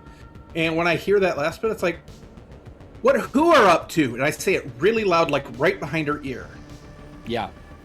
and she just like turns around, snaps I around love it. 180 degrees, and when she does, she drops her phone. And you know, when the phone drops, you can actually, you know, like you can tell that this is like not her phone. You know what I mean? Like this looks like a burner kind of phone that she must have picked up or something like that. And the phone goes and drops on the ground, and she basically right away she kind of turns and she goes to actually push you backwards and push you hard. What do you do? It's not enough that it's actually going to push you or knock you over unless you wanted to, but yeah, it's like right away it's a shove. If she tries to go for the shove up, I'll even take the shove, but I'm going to attempt to kick her phone. Okay. Let's Do we go. have anything like plot points or anything? So like maybe the door behind her is slightly ajar and I can kick it out of the car so it falls onto the tracks? For me, the way that I play it, that's an awesome idea. I'm just gonna let you do it. Like it's just bam, and then it's just like then the phone just becomes completely out of reach. But because it might be an important clue, let's not completely kick it off the train. Let's have it where it's kind of like it kicks to a point where it's like it goes underneath something, and in order to get it, you actually got to drop down. You got to reach for it. Like you got to stop everything you're doing to get the phone. How about I kick it into the bathroom? There's like a little airplane bathroom to the side, so I kick it in there and it goes behind the toilet. Yeah, perfect. There we go. So the phone is now out of reach to Leanne. You have been shoved. This is something now where the rest of you can see what's going on. The man in the back, who is now finished reading his magazine, and he actually appeared to be just kind of, you know, resting a little bit, put the pillow behind his head and everything. He just kind of shoots right up where he sees some kind of confrontation and everything that's going on. What does everyone want to do at this point? Basically, Leanne has just pushed Sarah, and the situation has just amplified to 11. Oh. Like a 6, I mean. You should take it like a soccer player. Just be like, oh god, you know, like. Yeah, that's right. Red card. Yeah, Aiden would start. Not Aiden. Prospero, my character, would probably start being like, "Hey, what are you doing?" You know, like trying to like draw. Because if the guy's like gonna, you know, like, "Oh my god, did you see what she did?" You know, like. You know, all that sort of shit. Trying to sound, you know, offended and like, you know, aghast and all of that. Yeah. Okay. So basically calling it out. Yeah. Okay. Mickey and Aiden, what do you do? Mickey is going to be coming up to say, "Hey, I get you don't like us, but come on," and is going to try helping Sarah up off the ground or however if she fell. Sure. Kind of like, you know, backing Sarah up and everything like that. Yeah. Yep. Good. I don't know Aiden. what the argument's over yet, so. Yeah, exactly. But regardless of which, I mean, I think it's safe to say that none of you are taking Leanne's side, regardless of what she says. No. Yeah. No, totally fair. Aiden, what do you do? I'm gonna go to a. Okay, let's just calm down. Yeah. Try and ease up the tensions and everything like that in the room. Yep. Okay. Cool. Leanne, at this point, she just starts losing her shit at this moment and everything like that. She actually reaches back and she's actually got like a small mace canister. And she just holds it out. And, you know, she's not actually using it, but she holds it out and she's like, "That's it. Get back. I'm not getting paid enough for this. Get back. Sit in your seats right now." Sarah, Hey, you're the one that shoved her. Sarah will take a step back, hands up. Okay. Anyone else? Aiden hadn't moved, so he was still. Why do I keep saying Aiden? Why do I keep thinking my character is Aiden? Like, Why is that a thing? Just because you have a bond with Aiden doesn't You know what necessarily. it is? It's because I have my bond thing right in front of me, and it's. There you go. So I'm just gonna cover that up. We share a name outside. Cover We that. share a name inside. We're Yeah. teamwork. It's So, teamwork. Prospero is gonna be. He's still where he was. Like he's just kind of standing up, and it shouted, like, you were the one that shoved her, and all of that. So he's not like too close to her when she pulls out like the mace thing, Yeah. because he hadn't like moved forward. So. Okay. Anyone else want to specifically do anything at this point to try and diffuse the situation any further, or or kind of respond with a more equal aggression of, like, go ahead, spray me, mace me, or some kind of thing like that? Or is everyone just kind of trying to, bring the tensions down? Yeah. Okay. So like, Aiden, would Aiden actually kind of step right in? Or would it still be kind of like off to the side, kind of? He did registering that his power is currently gone.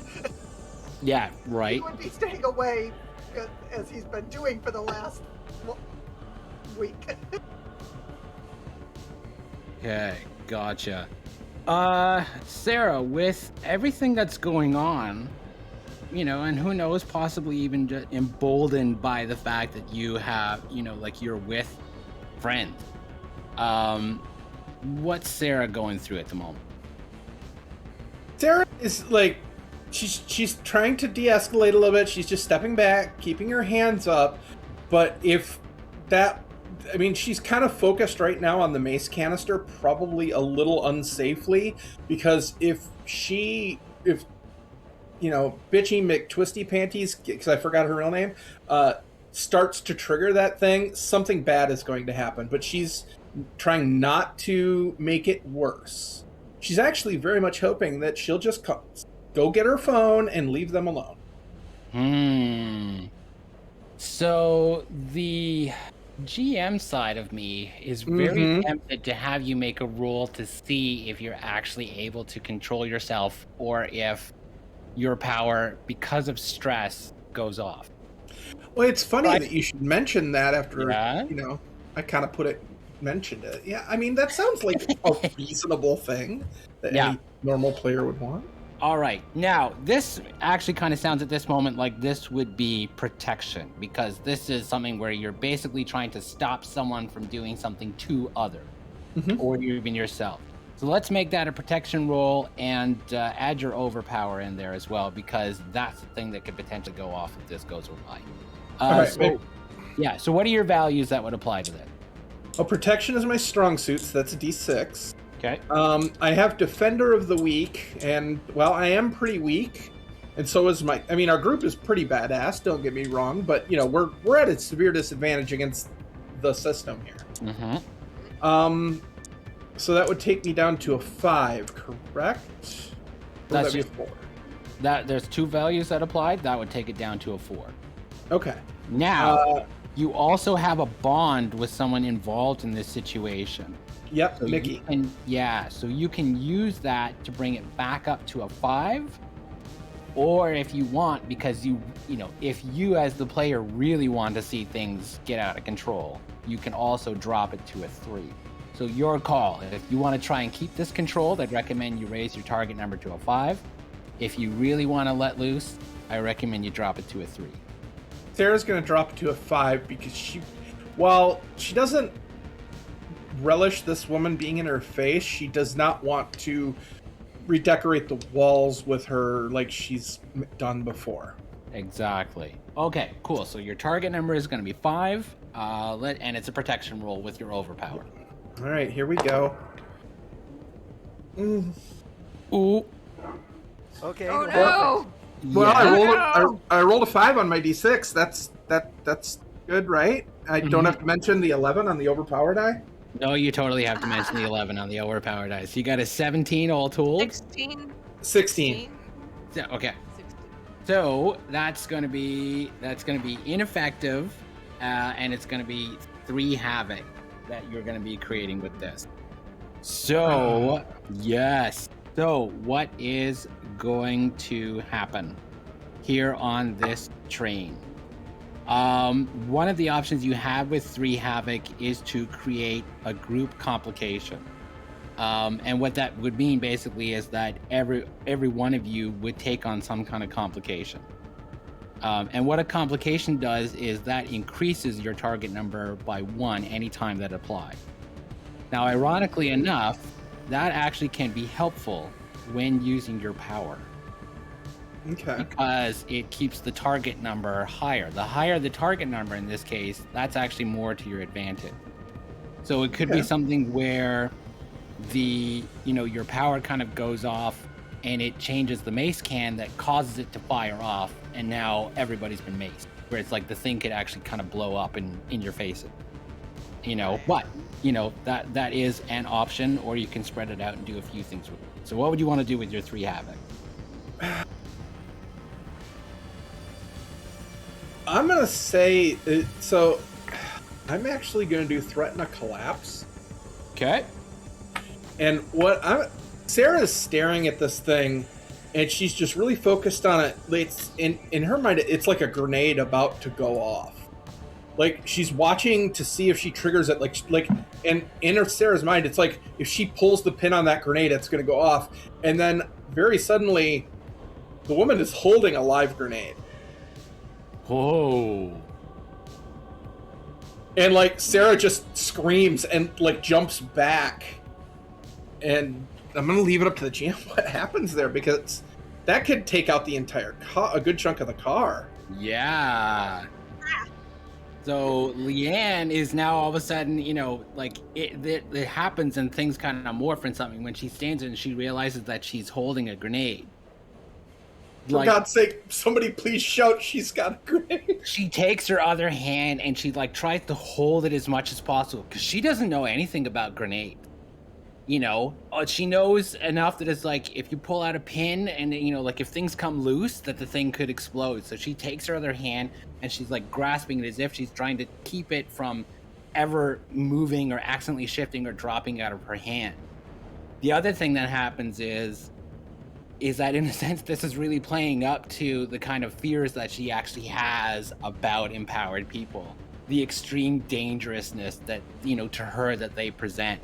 And she immediately starts cursing out all of just using these various slurs and everything that are used towards empowered people and everything like that. And she's just but you can also see that there are tears coming out of her eyes, and she is absolutely panic stricken about what's going on, because now she's got a live grenade in her hand and has no idea what to do. What does Captain Milspec do, especially if Sarah screamed she's got a grenade? You actually turn and you look back, and you can see that he is standing up in the middle of the aisle. He has actually grabbed the young girl that he is with, and he has moved her behind him. You also see a kind of luminescent sphere around him, as he has created a force field to protect the two of them.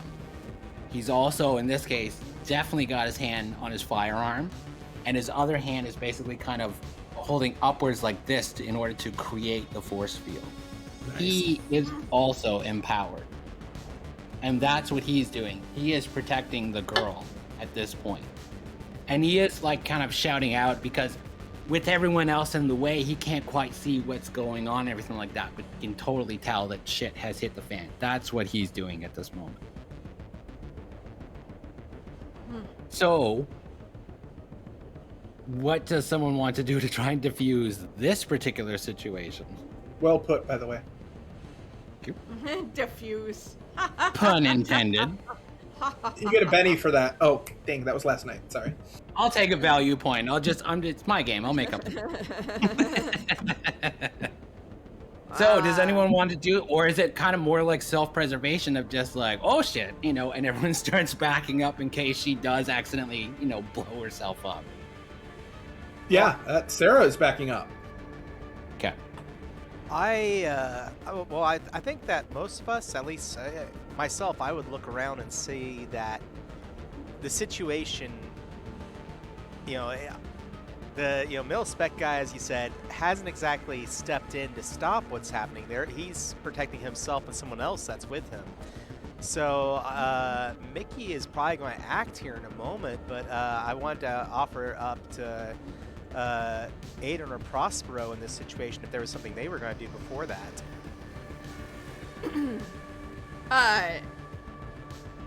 Aiden, do you have anything immediately in mind? Because Prospero does. So, This bomb not good.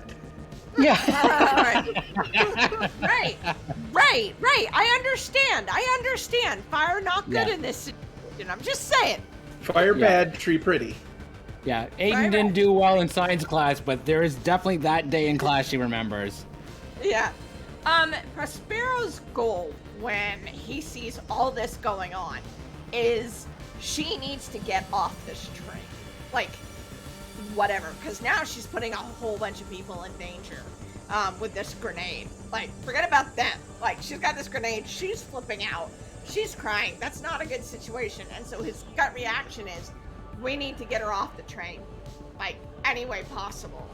And so he might say that. He's like, get her off the train. And he's going to try to do something, maybe push her out with some water or something if there's a door nearby, or at least blast the door open.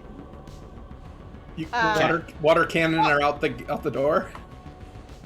Well, water to like open the door, and actually better yet, I know, get rid of her. He doesn't like her, but so it's more like we got to get rid of the grenade. So he's gonna try to create a place that she can throw it, like try to burst open the door or a window or something, maybe using water or his fist or whatever he thinks he's gonna work, so that he can shout at her to like throw it out of the train, like get it away from the train. And he's gonna be screaming that the whole time. He's going like, throw it off the train, like as far as you like trying to get her attention to do that while he's trying to create a space for her to do that. Okay, That's his goal. All right, so that sounds to me like it's protection at this point because you're trying to keep other people safe. Yeah, I know.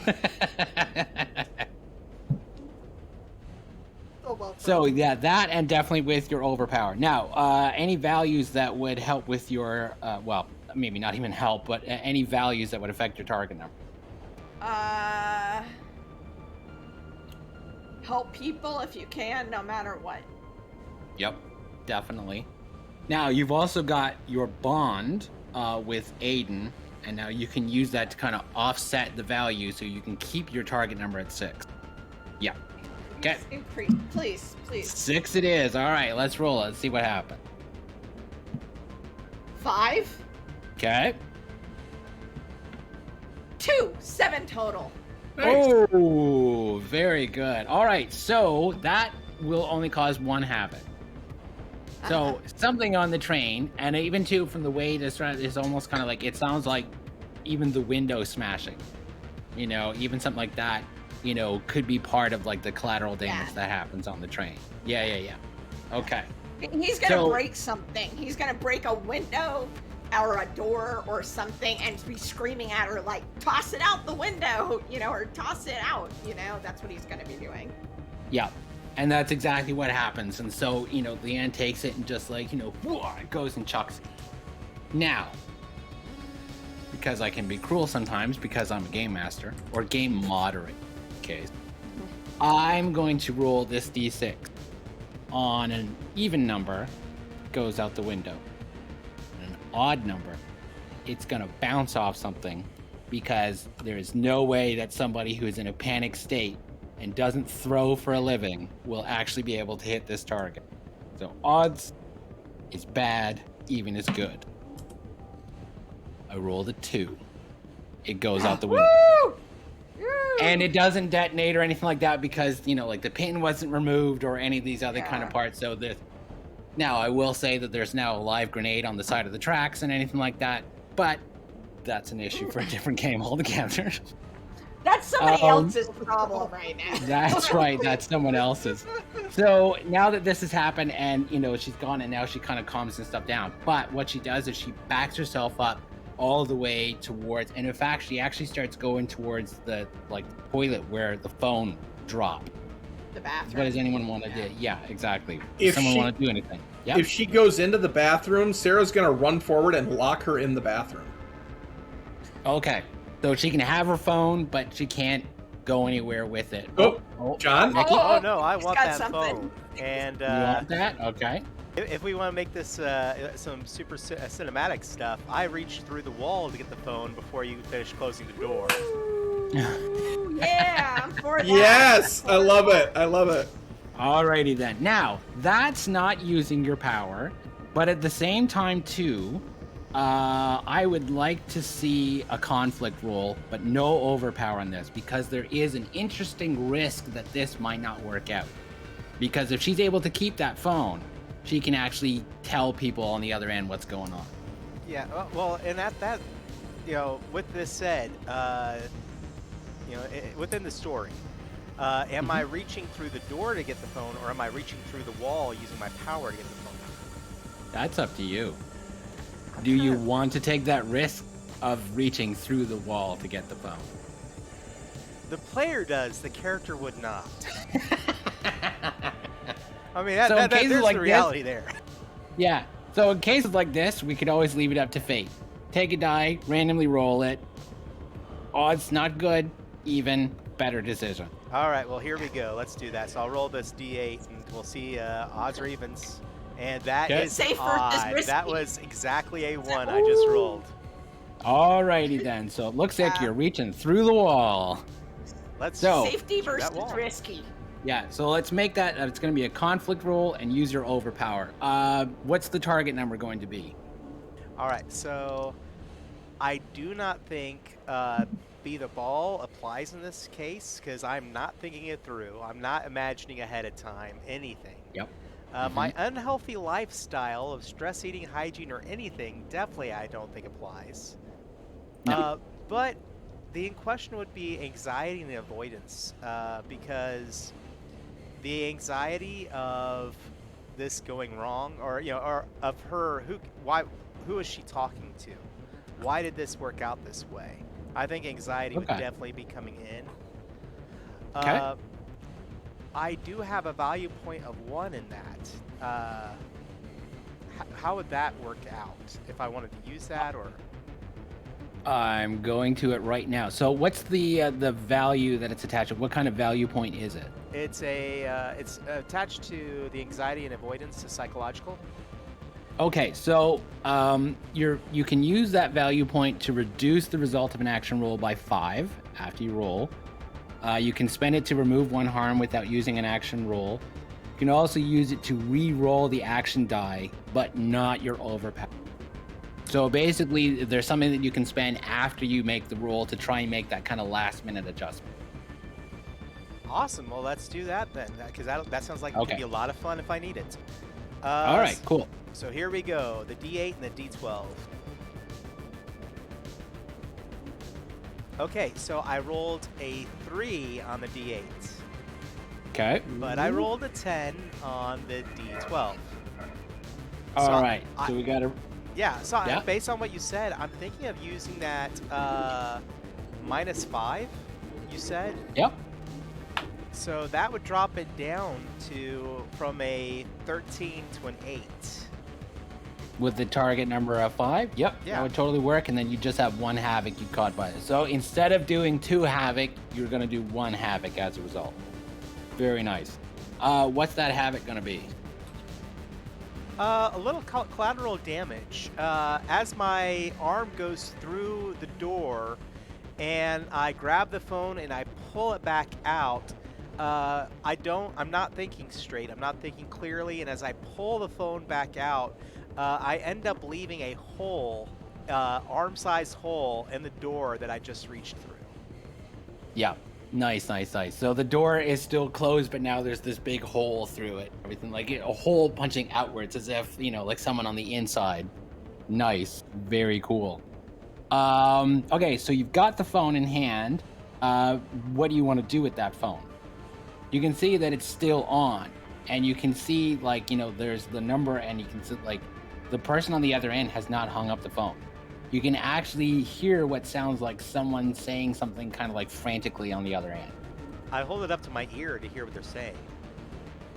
And it sounds like somebody's running as they're saying what's going on? Talk to us. We're coming in. I look at everyone else. I hold the phone down in front of me. I look at everyone else and says, "Somebody's coming in. Somebody's running this way. Something's about to happen." And I get ready to for whatever that is at this point. I mean, my character's probably at this point just like, "Oh crap! What have I done? What's about to happen?"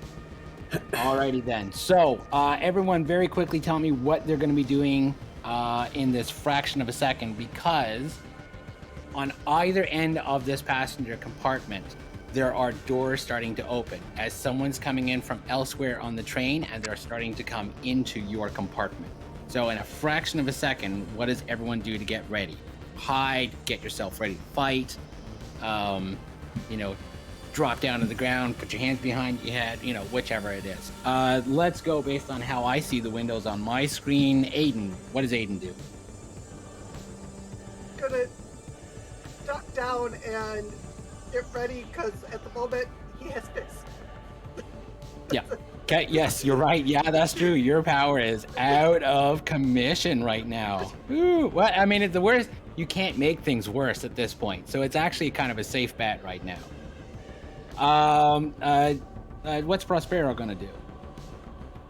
Prospero is gonna try to get as close as he can to the others and prepare to, like, take on whatever. Like, he's gonna try to, like, back close to the others so he's nearby and, like, watching the doors, like, ready to do something. Okay. What the heck? What's Sarah gonna do? One quick question. Was I able to lock the bathroom door, or am I in the process of doing that when this goes down? I'm actually going to say, while that would be because it would have to be locked from the inside and everything like that, but I'm also going to say that the damage that Mickey did to the door is that it's not going to open enough that Leanne can get out. Like, Okay. the hole that was punched through the door prevents it from opening all the way. And so Nice. if anything, Leanne can maybe kind of reach out with an arm and try and grab somebody. She ain't going to do that. She's not that type of character. Okay. But the Perfect. door is locked. Yeah. So, thank you, Mickey, for making it so I didn't have to use my powers to weld the door shut. I was going to do that if I had to. Sarah's going to back up to the group on the kind of the opposite side, facing front on the train of Prospero, and get ready to do something. Okay. And Mickey, what do you do? Basically, is this like freaking out? Because I don't think there's any way to hide from whatever's coming. It's like, let's just see what happens. If we gotta fight it out, we gotta fight it out. So he kind of just takes up a half-hearted boxer stance. Okay. Good. We're all sort of circled up now. Yeah. We're all sort of, like, circled up.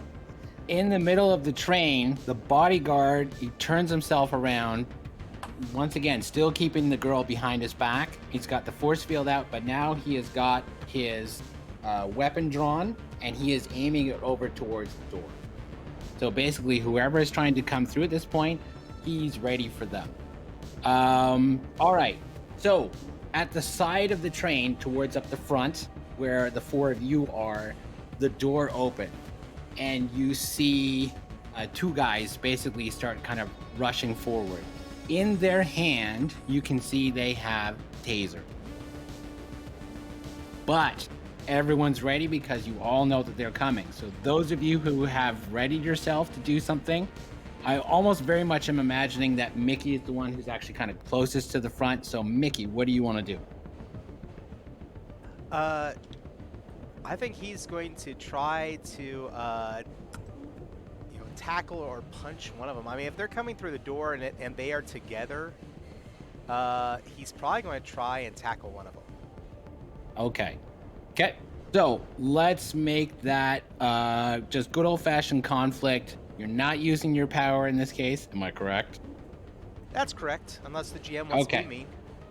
No. I think in this case, we don't need to overcomplicate an already complicated situation at this point. So go ahead and roll your conflict. Set the target number. In this case, lower will be better. All right. I really don't think any of my values apply. Be the ball, unhealthy lifestyle, anxiety, and avoidance, because I am not avoiding anything at this point. But Nope. my bond to Sarah, in this scene, and that we were right next to each other, everything else, I could use that to drop the difficulty by 1. Yeah, definitely. So your target's 5. Yep. And that is a 6 on the dice. So that is, there we go. Hey. Nice, there you go. So you basically, the first one, you're able to take that guy right out. Is it basically, kind of like knock him out, grab hold of him, smash him against something, or even like put him in a chokehold? What do you do? I think that as he opens the door, I'm just ready to go, and I run. I'm probably like, and I just run and tackle him as well as I can, and he doesn't even make it really in the room. And so the two of us are on the ground behind the other one who's now standing. Okay. Good. Good. Alrighty then. Who wants to go and do something next? I mean, Aiden's basically, keeping safely out of the way. So we've got Sarah and Prospero that's there. Prospero, what do you do at this point? I want to make the floor wet and slick so they fall when they come through the door. Alrighty then. That definitely sounds like interaction because you're trying to manipulate the environment. So give me an interaction roll with your overpower. And what's the target number? And you do have your bond that will apply in this case because Aiden, in a sense, is one of the ones who is in danger at this moment. Right. So I'm gonna. Yeah. Okay. So my difficulty. I have to pick. I don't know. That might be like a. If none of them make sense to you under the circumstances, then they don't apply. It's really more a matter of, it's like, this is definitely going through my character's head at the moment. It's help people no matter what is always a good one. Yep, that's good. So that would bring it down to a 5. Do you want to use your bond to make it a 6 again? Yeah. Okay, yeah. Cool. So, make interaction plus overpower. That's a 6.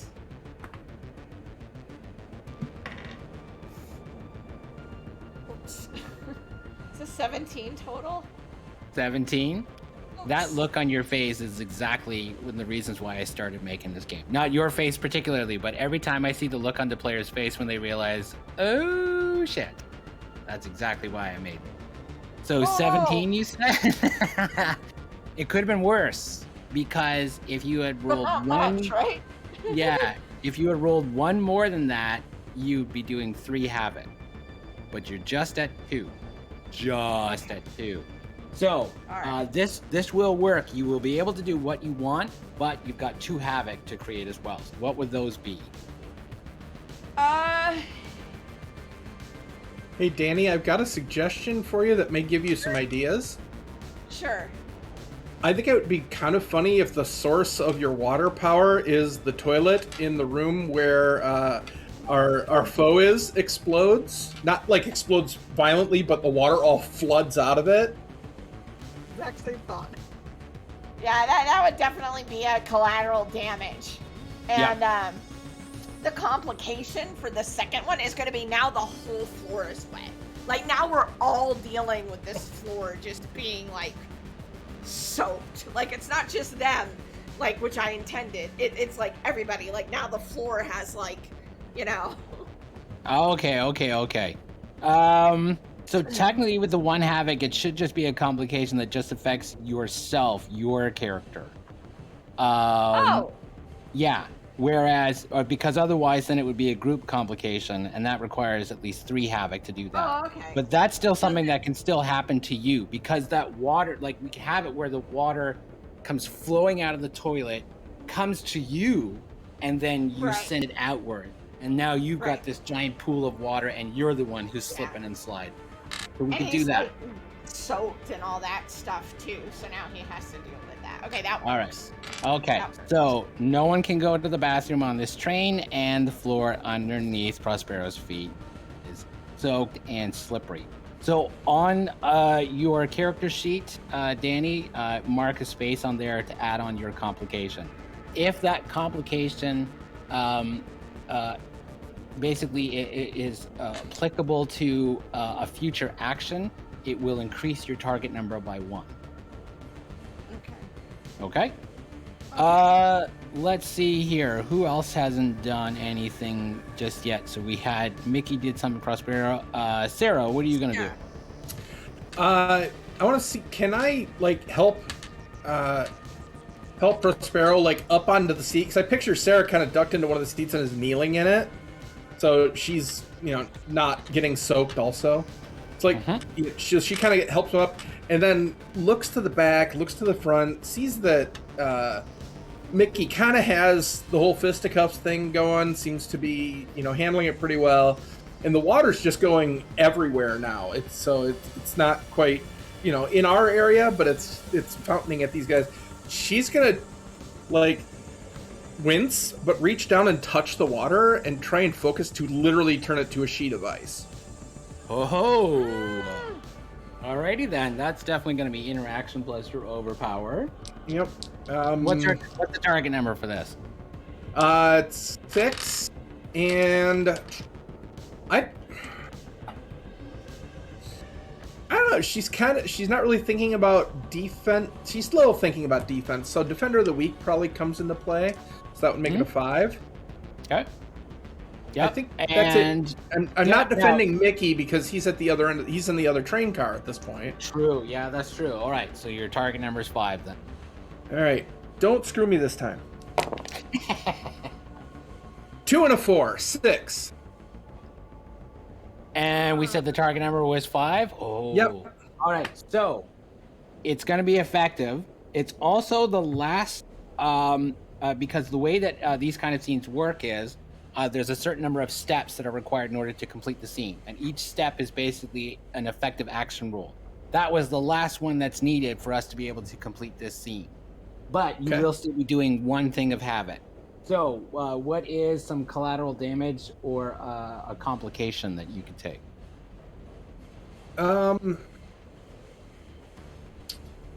Let's go with collateral damage because this scene will come to an end and it would almost kind of make the complication kind of moot because it would be so temporary. Right. So let's break the train a little more. Yeah, collateral damage. So the water wasn't just on the surface of the floor. It had started working its way down into the subsurface and even like some of the like suspension of the train, so to speak. So when everything just gets flash frozen by Sarah's telekinesis, the manipulation of the molecules, just all the molecular action on all that water just stops. And everything turns to sheet ice. Everything locks up, and all the metal that was below starts to heat up and starts to crack. And you can hear these shattering shudders of tortured metal from underneath the car. Oh, ooh! All The right, ride is really bumpy now. Yeah. With that, though, you are able to kind of freeze the others in place. So in combination of, Mickey tackling the one to the ground, and then, with the water and the freezing and everything like that, these two up towards the front have been subdued. Towards the back, there is gunfire as the bodyguard basically opens fire on the other two who are coming in from that direction. He drops them. And when that happens, Aiden, I know we basically completed this thing, but is there anything in particular that Aiden wants to be doing at this point? Because now there's gunfire. He's feeling a little outmatched without his powers right now. Okay. It's like, if somebody slid near him, he would punch him, but... Yeah. Okay. So then with that case, everything kind of comes to a head. Everything goes quiet, but you do hear the sound of people panicking from the adjoining train cars. So it is one of those things where it's very noticeable that things are going on. The damage that has started happening, to this particular train car, I'm going to say it's actually starting to kind of slow the train down a little bit. and there's a little bit of kind of rocking of the car. So now everyone can actually kind of feel your car rocking around from side to side and everything a little bit. When you look actually, Aiden, at one point, as you were basically kind of rocked around, you were kind of brought forward out into the aisle, and you can see the young girl that is being protected. She actually stumbles and she falls out of the force field that she is protected within. Is there anything that you want to do at this moment? I would be trying to stop her fall. She's Okay, so you want to basically kind of, catch her so that she doesn't get hurt or anything Yeah. like that. Easily. When you do and you go and you catch her, she doesn't speak, she doesn't say anything. In fact, her mouth doesn't open. But in your mind, you can hear her screaming. And it's at this moment you realize she's a telepath. Let's end that scene, because this is the perfect moment for Danny. You wanted to do the revelation scene, correct? That's what I picked. All right, so let's jump straight into that. Everything is, these 4 have been subdued in one way or the other. The 2 in the back have been, killed. The ones over towards the front have been subdued. They're encased in ice, like their tasers have been taken away from them and everything like that. And with the situation, what's going on, what do you 4 want to do at this point? It was just like things just got intense really fast. You know what? I'm gonna say, Aiden, you're right there with the girl at this point. Her bodyguard kind of, leans right over and, just to make sure that she's there and she's okay. And he refers to her by name, calls her Rebecca. And making sure that she's okay and everything like that. And she just very quickly just nods her head. Never actually utters.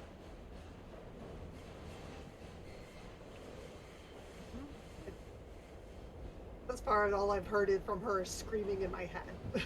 Yeah, and it has stopped and it has subdued, but you can very much, you're starting to get this kind of emotion, like the exact emotion that she's going through, in a sense where it's like it's being transferred onto you. And so you start to feel a little bit of your own state of panic and everything like that. Yes. What was that? Just a quick out of care. We said that my powers were gone for that scene. It is a new scene, correct? Yes. Would this be a moment where her panic being transferred onto you is going to start causing you to panic? And that, yeah? I think so, because everything that just happened is starting to hit. Okay. So let's go with another interaction roll. And let's add on your overpower as basically the freaking out kind of starts to begin. So what's the target number going to be? You've got any values that might apply on here? Troublesome is I isolate and withdraw from those causing the stress, so I'd be trying to pull back and get away as well. Yeah, okay. Yeah, okay. So that would bring it to... Yeah, that would bring it down to a 5.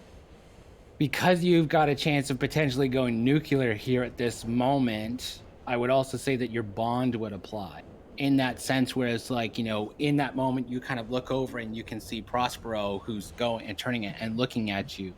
Prospero, from down the aisle of the train, you can see that Aiden is there, holding the girl and everything, but you can see that Aiden is...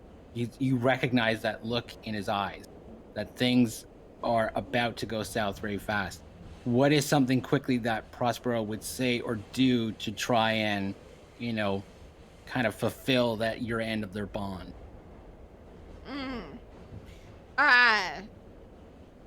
Prospero would remind Aiden to breathe, probably. He'd be like, breathe, Aiden, slow down your heart rate. Breathe through it. All right. Because he's So kind that, of a little bit hard to do too much, so. yeah. And he All doesn't right. want to use his power again right now for fear of making it worse, so he's going to try the best to do verbal, like, remember to breathe, we're here with you, you're not by yourself, like that sort of stuff. All right. So let's bring that target number back up to a 6, and let's do interaction plus overpower. Yeah. I probably would be looking like I was hyperventilating, so. Yeah. Breathing into a fiery paper bag. Total 7. 7? 5 and 2. Nice. So that will still have 1 point of havoc.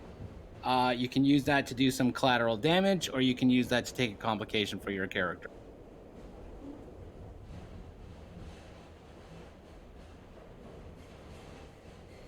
Complication for my character. Okay.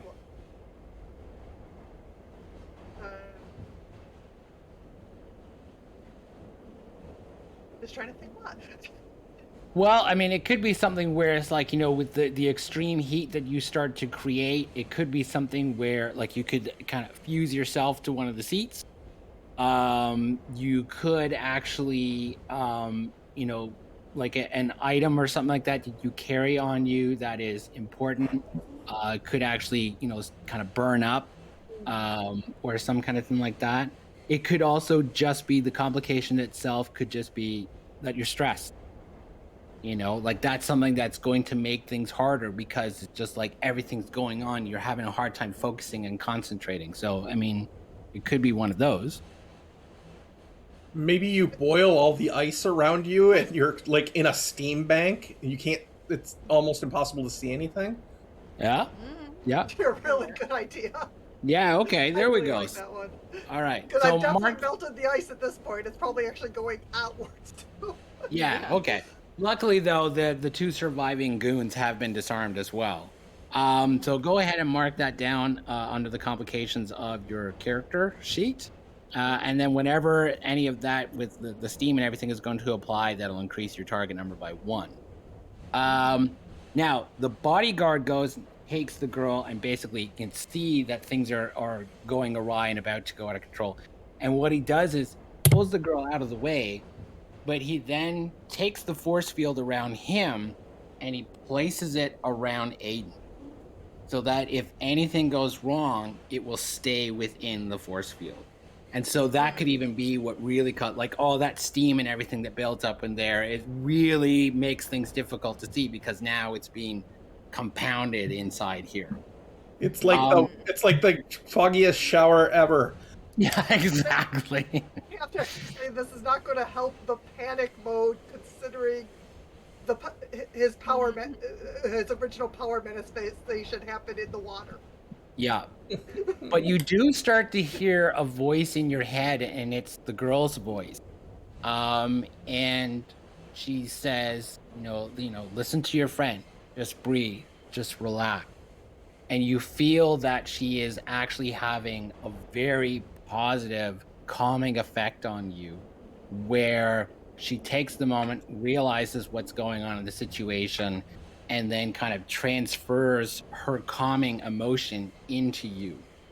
And then as this happens, like there's still steam and everything within the sphere, but it actually, you start to feel a little bit more in control of the situation and realizing, okay, I didn't hurt anybody. And in fact, there's a moment where through the steam and the shield, you can see that she is indeed safe, and that she is doing the whole, her hands and everything are going like this. But it's in your mind that you hear her voice going, breathe in, out, in. And then, it's able to get you to settle enough that you kind of feel a little bit more in control. To which case the bodyguard basically removes the force field around you and lets the steam start to dissipate a little more throughout the train car. He then takes his firearm. Yeah. Aiden would be kind of repeating that. I didn't hurt anyone. I didn't hurt anyone. I didn't hurt anyone. Again and again. Yeah. Good.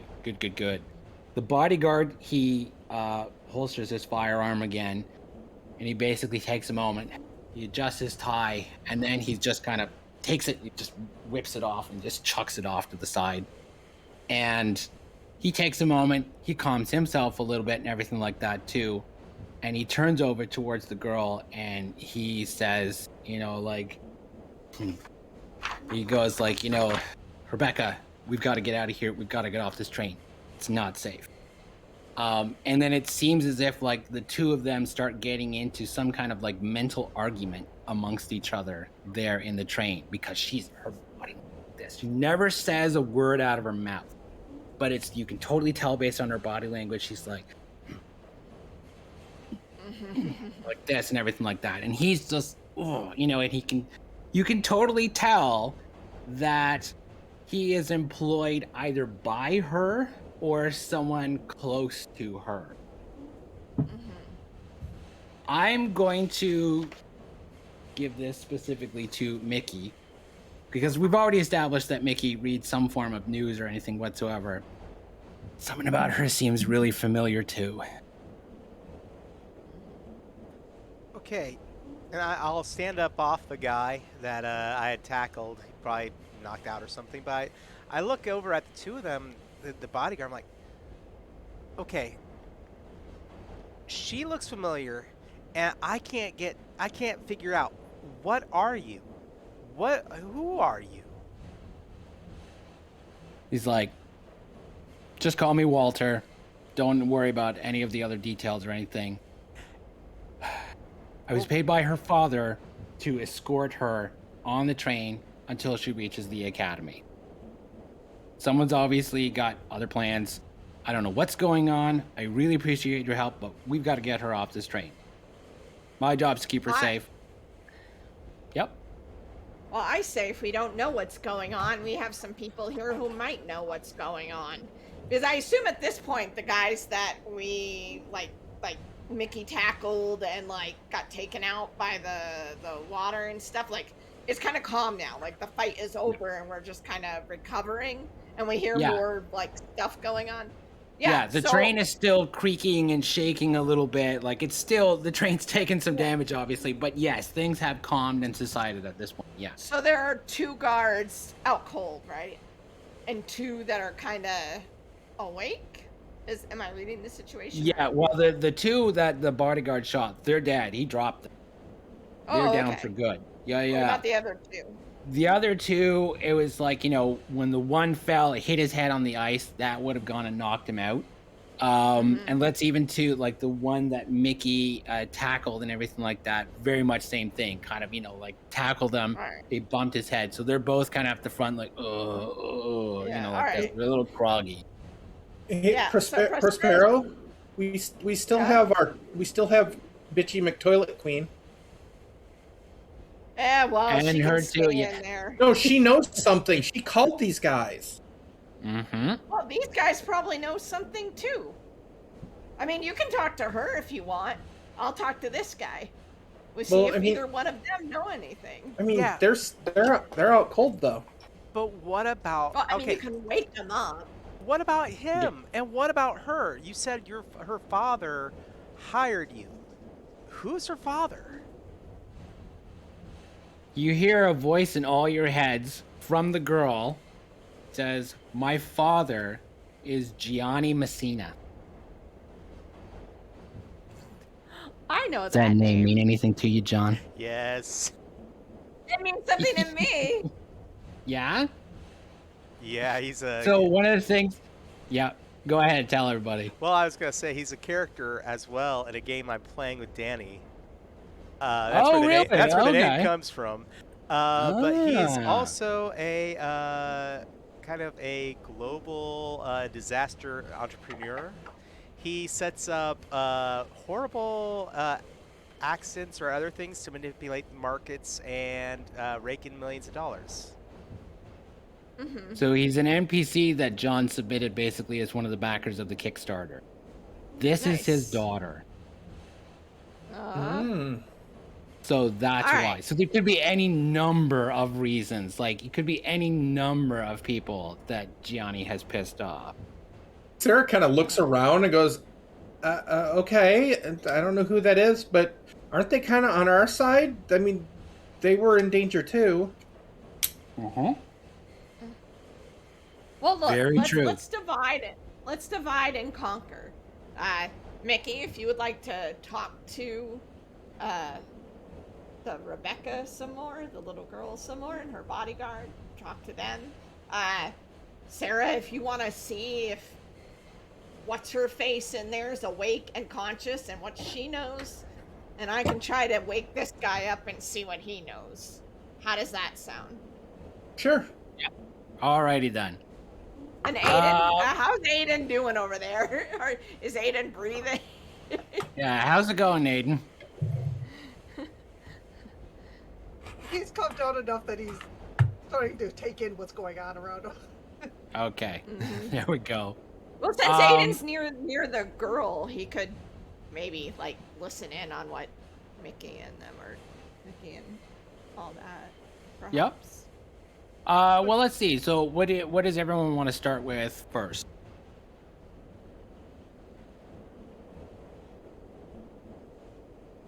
One of y'all. I mean, I've got my information now. I'm just trying to figure it all out. Danny, go ahead. Do your interrogation. Cool. Well, I'm gonna try to wake this guy up then. I'll pick Okay. the one that seems most awake, Whoop, and we I just lost will. someone. Uh-oh. Just one moment. We're going to step away just 1 second while we fix screen. Just one moment, everyone. Okay.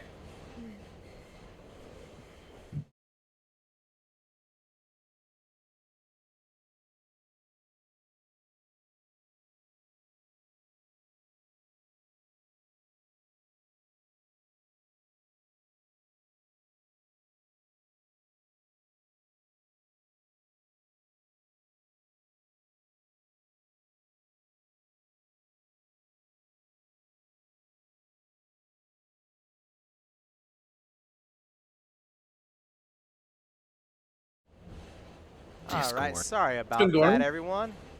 And we are back in then. I think it's because Gianni Messina owns Discord and he doesn't want any of this information to get out. Oh no. I think we should all worry.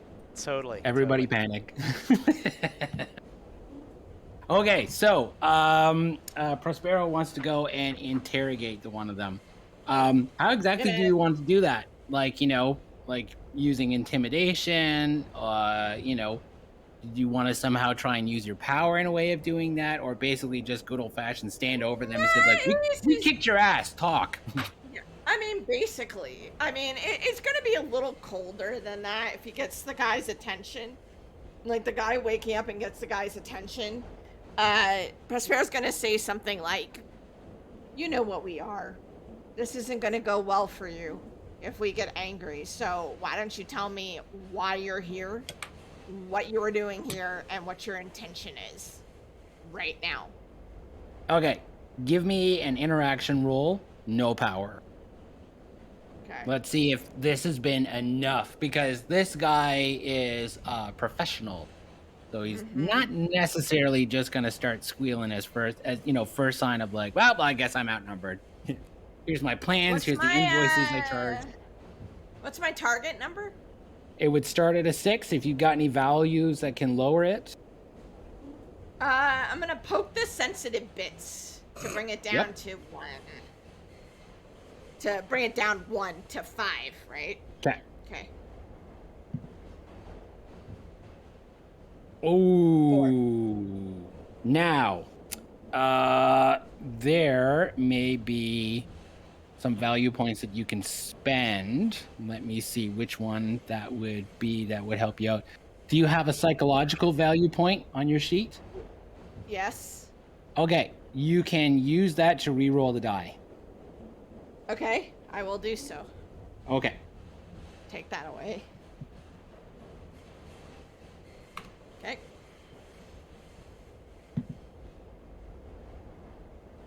Oh, it got worse. Okay, so he, like I said, is a professional. And in fact, that's his answer. He goes, I'm a professional. I don't talk to supers just because they pin me down to the ground and get my pants wet. Oh, I see how that sounds now. Anyway. Yeah, I mean, Prospero will laugh at that, like... And he's just like, you know what I mean. Okay, yeah. I mean, that's as far as he's just gonna be laughing at this guy still, like, and he can try again if it comes around again. But now Sarah can, or whoever can do something. Okay, Sarah, what would you like to try? So Sarah's gonna go up to the bathroom door, and she's already wet from all the water that's been flinging around, so she just sits on the floor next to the hole. And what was her actual name on her name tag? Leanne. Leanne, your goons are down. We're gonna find out where they came from, unless you want to tell us right now, and we can let you go before they get here. In the bathroom, through the hole in the door, you hear her crying. And not like, like the, oh no, nobody hurt me kind of crying. More of like the realization when a person knows that they have really screwed themselves over. And now, like it's all just unfolding in front of them. And that's basically like the initial response. It's basically she's just in the bathroom crying. Sarah will go over to her backpack real quick and get one of those little packages of travel Kleenex and go back to the door and hand it through. Yep. Very nice. It's not all that bad. We can make this go away. She actually takes one of the tissues and you hear like this, wiping her eyes and everything. Yeah. There, let it all out. And like Steve Carell with a broom. Oh no, it was Alec Baldwin. That was 30 Rock. There we go. And then inside, and even too with like a sobbing voice and everything, you basically just hear her say, it's just like, they said it was going to be quiet. They said it was going to be simple. They were just going to take her when she was coming off the train, and they said, and this would start to take care of everything. And then as a result, I could finally get transferred to another train. So that's why she did this, so she could be reassigned. Okay, now they're after the little girl, right? That's the whole thing. Yes. And she starts sobbing some more. It's kind of like, saying it out loud of just, that she's helping with the kidnapping of a young child. I mean, she assumed it was for money, basically, in a nutshell. She assumed that this was somebody who was going to be on the train and they're there because they're rich. Someone's just going to, hold them for ransom, get some money. Maybe she'll get a cut of the action. But, she did not expect anything like that. There, Leanne. You know what? It's not that bad. I don't look at you any differently. I still think you're a manipulative piece of shit that probably should drown in there. So I'm going to leave you in there. And when they come to pick up the little girl, we're going to tell them that you took her and you hid her away. So don't worry about it. You'll be fine for at least an hour or two. Just stay there, bitch. Prospero's like, well, you had me in the first half there, Sarah. Sarah gets up and comes back to the group. It's like, I don't like bullies. I get that, but we technically still don't know who's coming. Well, I mean, it could be anybody. And she looks over at Walter. It's like, any idea who's gunning for your protectee there? No, not a clue. I mean, for him, it's basically, for him, who's coming is almost irrelevant. It's more the fact that somebody is coming. And at the same time, too, it's kind of like, and if there's anyone, if they're coming for her because they know that she's on this train, then that also means that they must know that he's empowered, because it's not common knowledge that she would be on this train. In fact, the sheer fact, because she is very much, kind of like one of these like young celebrity socialite ones where, the first pictures of her that went public, it was a big deal. Just like, oh, it's baby Rebecca and everything else like this. The idea that she's empowered is definitely not something that is well known. Okay. Let alone the fact that she would be on this train.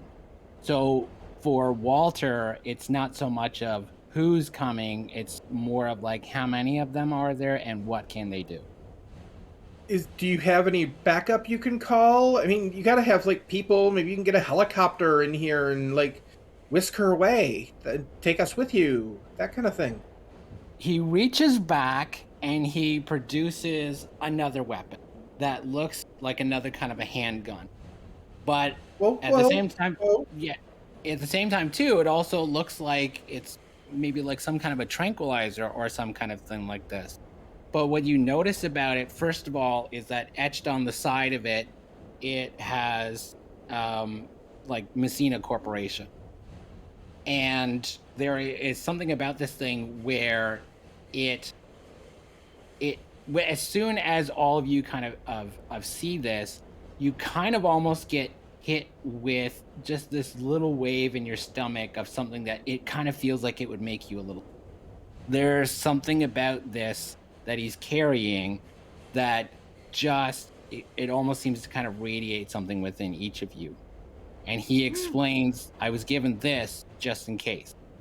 It's an experimental power inhibitor your father's company has been working on.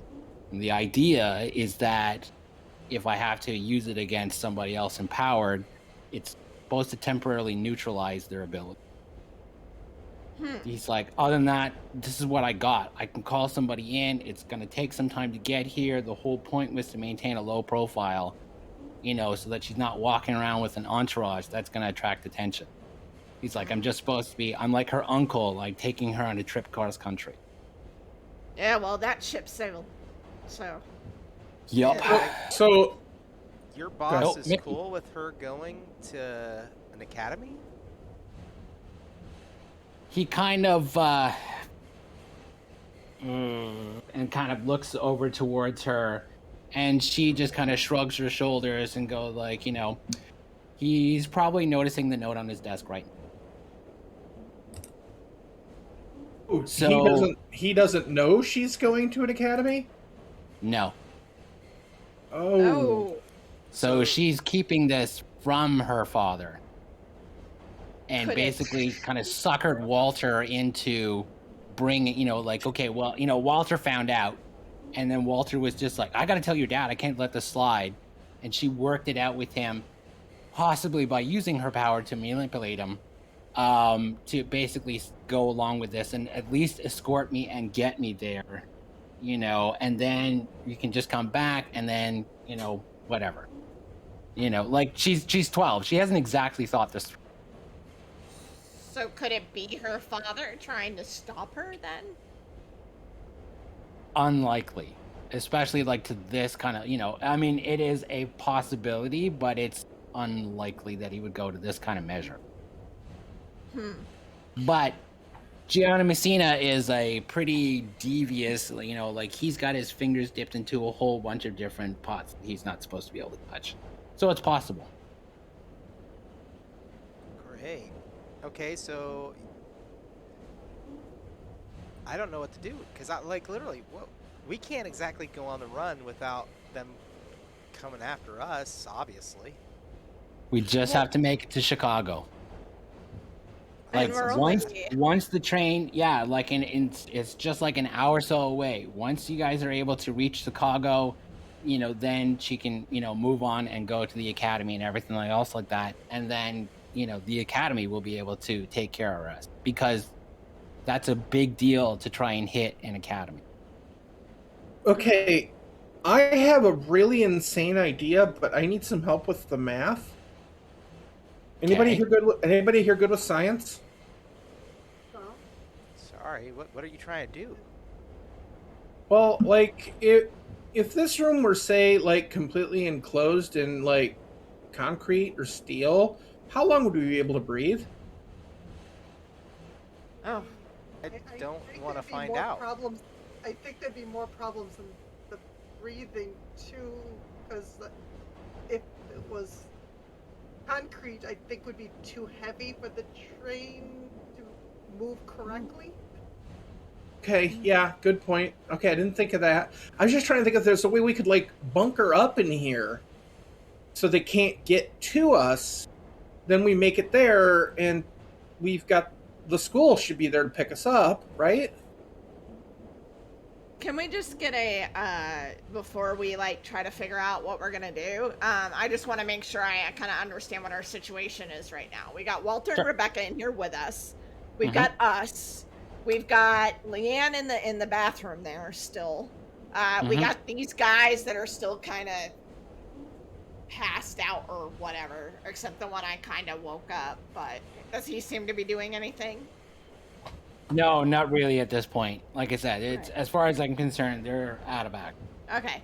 Do we hear anything like outside? Like, what's the noise or what do we see? Like, do we hear like people coming, like other people like trying to come towards us or what? There's definitely a lot of commotion and everything that's going on. And because like, people heard gunfire and everything like that.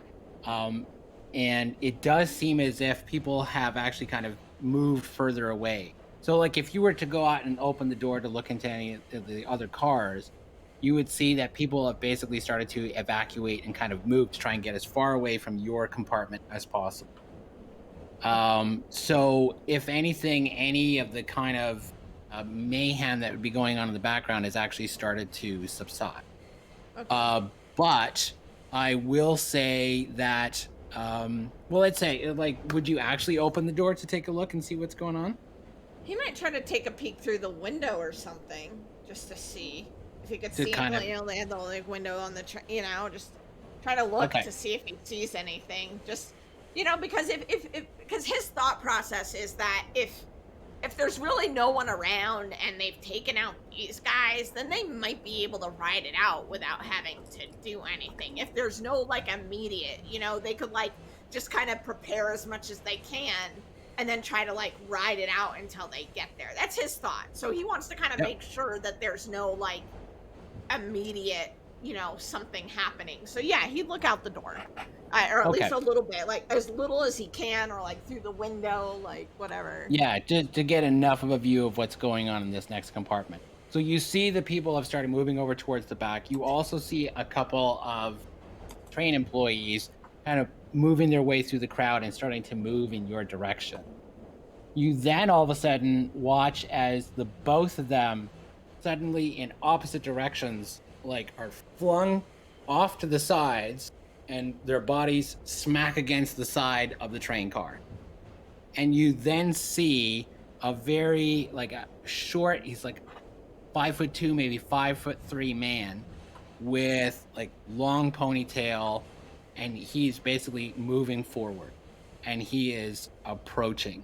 And you then notice that as he's walking, he then levitates slightly off the ground and basically begins to kind of like start zooming forward over toward.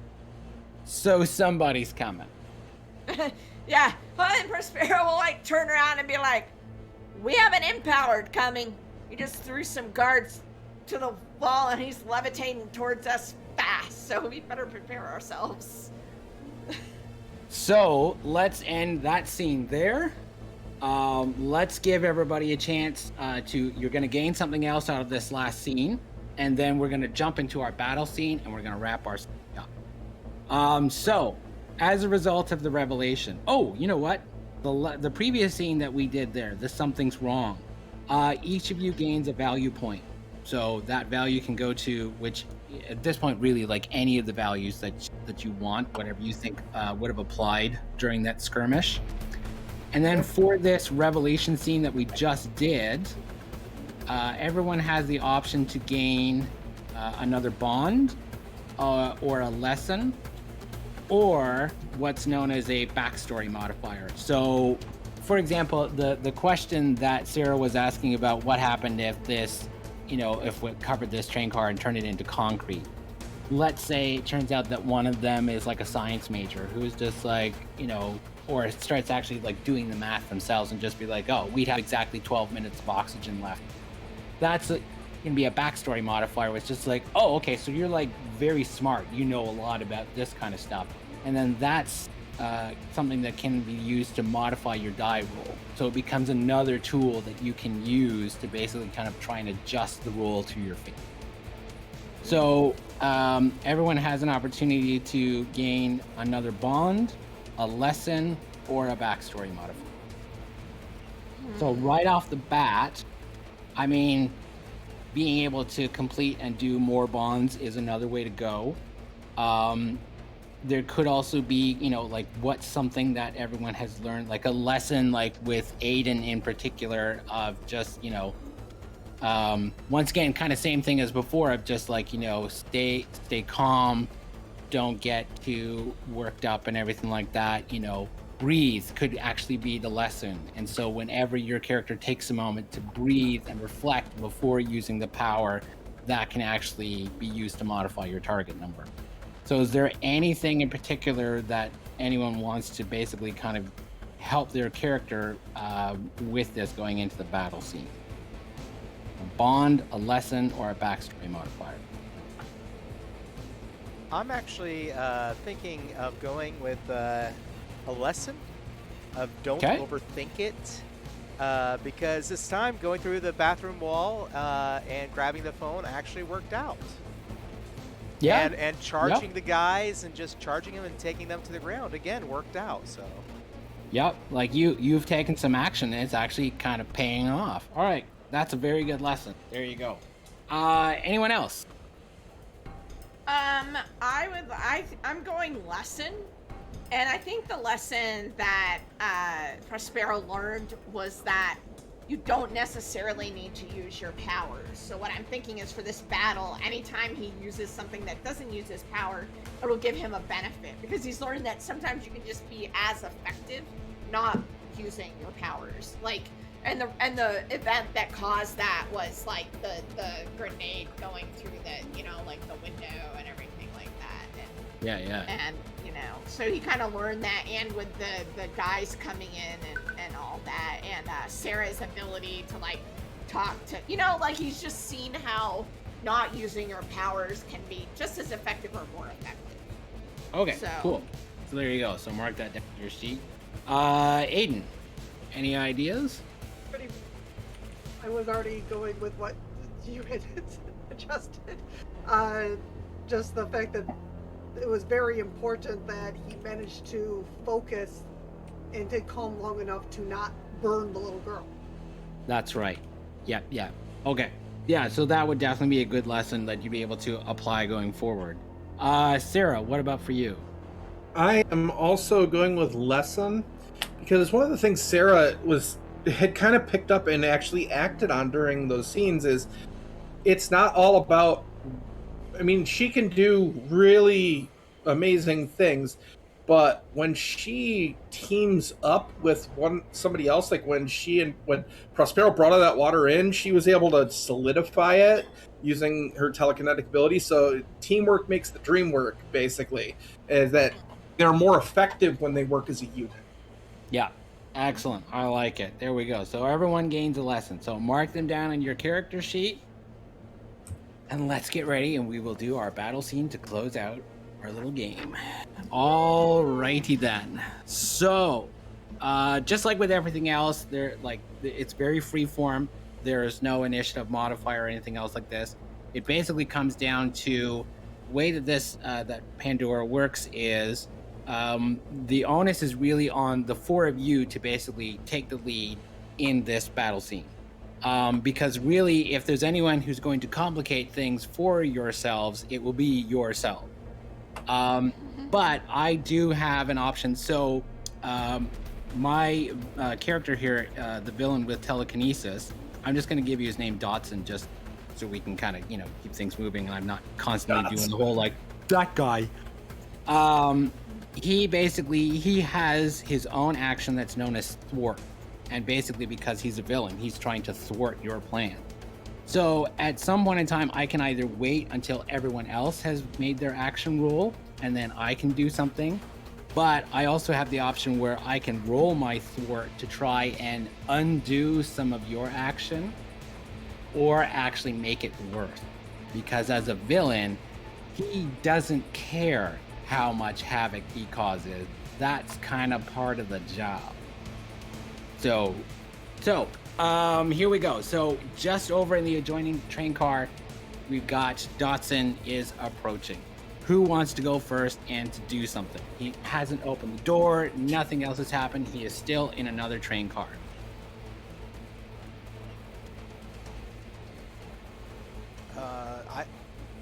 Mickey's gonna actually yell at the guy with the gun and be like, "Stay and fight or run." Oh yeah, he'll fight too. Don't you worry. Walter's basically, he's got his gun out and everything. And let me see. Should we have him maybe do something first, where he tries to put up like some kind of force field or something like that to try and help everybody out? Okay, let's have Walter do that then. I'm gonna have him take his force field, and here's what I'm gonna do. I get to roll some dice, because I refuse to make a game where the GM doesn't roll dice at some point in time. All right, so he is going to use his protection action, and now he is a fully trained and powered individual. He doesn't have overpower. He has power dice. So what that means is I'm rolling 2d8. One is for his protection, the other one is for his power. I get to choose which of the dice I want to use. So that's what I'm going to do. Okay. And that's basically like, what all of you are basically, when you go to the Pandora Academy, that's the goal, is you're learning how to reduce your overpowered dice and turn it into power dice so that you have far greater control over it than before. His target number, the only value that he has is keep Rebecca safe. That is definitely going to apply. That's going to drop the target number to a 5. I rolled a 5 and an 8, so I'm going to use that 5. And he is going to gain a value point because he rolled the exact number on there. So basically what he does is he takes a force field and he basically uses it. It creates it on the actual door frame itself. So the idea is that no one is supposed to be able to get through this force field without breaking their way through. So that's what he does. Mickey, with that, what do you want to do? Honestly, Mickey wants to. His powers are pretty much could be more defensive in a lot of ways normally. But so I'm waiting to see how this shakes out for a moment, and then I'll act from there. So Okay. yeah, if somebody else has something they want to do. Sarah, ready? Yeah, Sarah's going to, so he's coming from the front of the train, correct? Yeah. Okay, Sarah's going to go to the behind the train, and she's seen movies. So there's got to be something she can pull to decouple the other car from us. Okay. Because there's a bunch of nethers back here who are probably going to get caught in the crossfire when this goes down. Mm-hmm. Very true. And Alrighty. unfortunately, she and the player didn't think to go forward and try and uncouple all of us from his car. So I'm just going to go with the being thoughtful to other people, because she is defender of the weak type person. Alrighty then. That to me sounds like protection rule, because you're actually doing it to protect the other people in this train. You're not required to use your power for that, so just go ahead and make a protection roll. What's the target number going to be? So it's a 6, but I'm going to use defender of the weak, so that makes it a 5. And What I about can't your think of anything lesson? else. Would your I mean- lesson apply? It's not anything teamwork related here specifically. Okay. She's just trying to do it. Okay, here's a question. Can we collaborate on something? Yeah, totally. So Mickey, we need to uncouple the other train cars so nobody else gets hurt. Help me. Okay, yeah, sure. What do you need me to do? I run over there. I don't know. Let's go try and fix, and we'll see if we can, because Sarah's not that strong. Maybe athletic Mickey can Two help. of them. Yeah. Yeah. Okay. Good. All right. So in that case, then apply your lesson onto that as well. And in that way, that's how Aiden's going to basically kind of help you out and everything like that. Even if it's too no, down over there. You want to connect it over here. Yep. Kind of like the second pair of eyes and everything like that. All right. So Okay. go ahead and make your protection roll. That's an 8. That's On an a 8. On a D8. That works. Yep. You're not using your power. There's no Oh. havoc that gets involved. So yeah, yeah, good you point. basically get out there and you see exactly there is like a panel. At first, Sarah doesn't actually see what they're going for because it's not the kind of thing that they want someone to just come along and decouple the train. But it's at that point where Mickey says, like, there, check under that panel right there. As soon as Sarah lifts that panel up, that's when you see that there's like a lever that you can pull that will decouple the train behind. So you go and you pull on that lever, and right away you hear the clunk, and then you watch as the train cars behind you actually start to kind of fall backward and start to slow down. It's still somewhat close because they've still got that momentum, but Right. slowly over time that gap will get bigger and bigger. Sarah like kind of jumps up and down and it's like, yes, we did it, and like high fives Mickey. Nice. All right. So But on the bad hand, so it just goes. We high fingertip. Alrighty then. So that's Sarah's role. Aiden, what do you want to do at this moment? Just good. I think I've got a plan. Okay. If he gets through that force field, if we can distract them, like obscure him so he can't see, can we get that device on him? Sorry, which device? Oh, The shooty, the gun. the power inhibitor. Yeah. Like that's very. In fact, that's actually the weapon that Walter has drawn at the moment. He's not using his gun. Prospero, can you hit me with a lot of water? I can fill this car with, so you can't. It'll be obscured. I can give it a shot. Ooh, I like where this is going. Alrighty then. So Hold your breath. It burns. At this point, I made steam multiple times. So that is true. That is true. All right. To me. So we'll start with Prospero. Let's go with this. Be interaction plus your overpower. So what's the target number? What do we got that it's going to apply here? 6. But he has helped people. He's helping. Like would it count? Yeah. Maybe. Yeah, and especially too because this is kind of like, okay, football term because I started watching football again. You're the punter. Your job is to catch the ball, so that Aiden can then kick it between the field goal. Right. So we'll take that down to 1, but we'll bring it back up to 6 with my bond. With Yes. Aiden. Yes. Very good. Very good. All right. So your target number is 6. And it's interaction.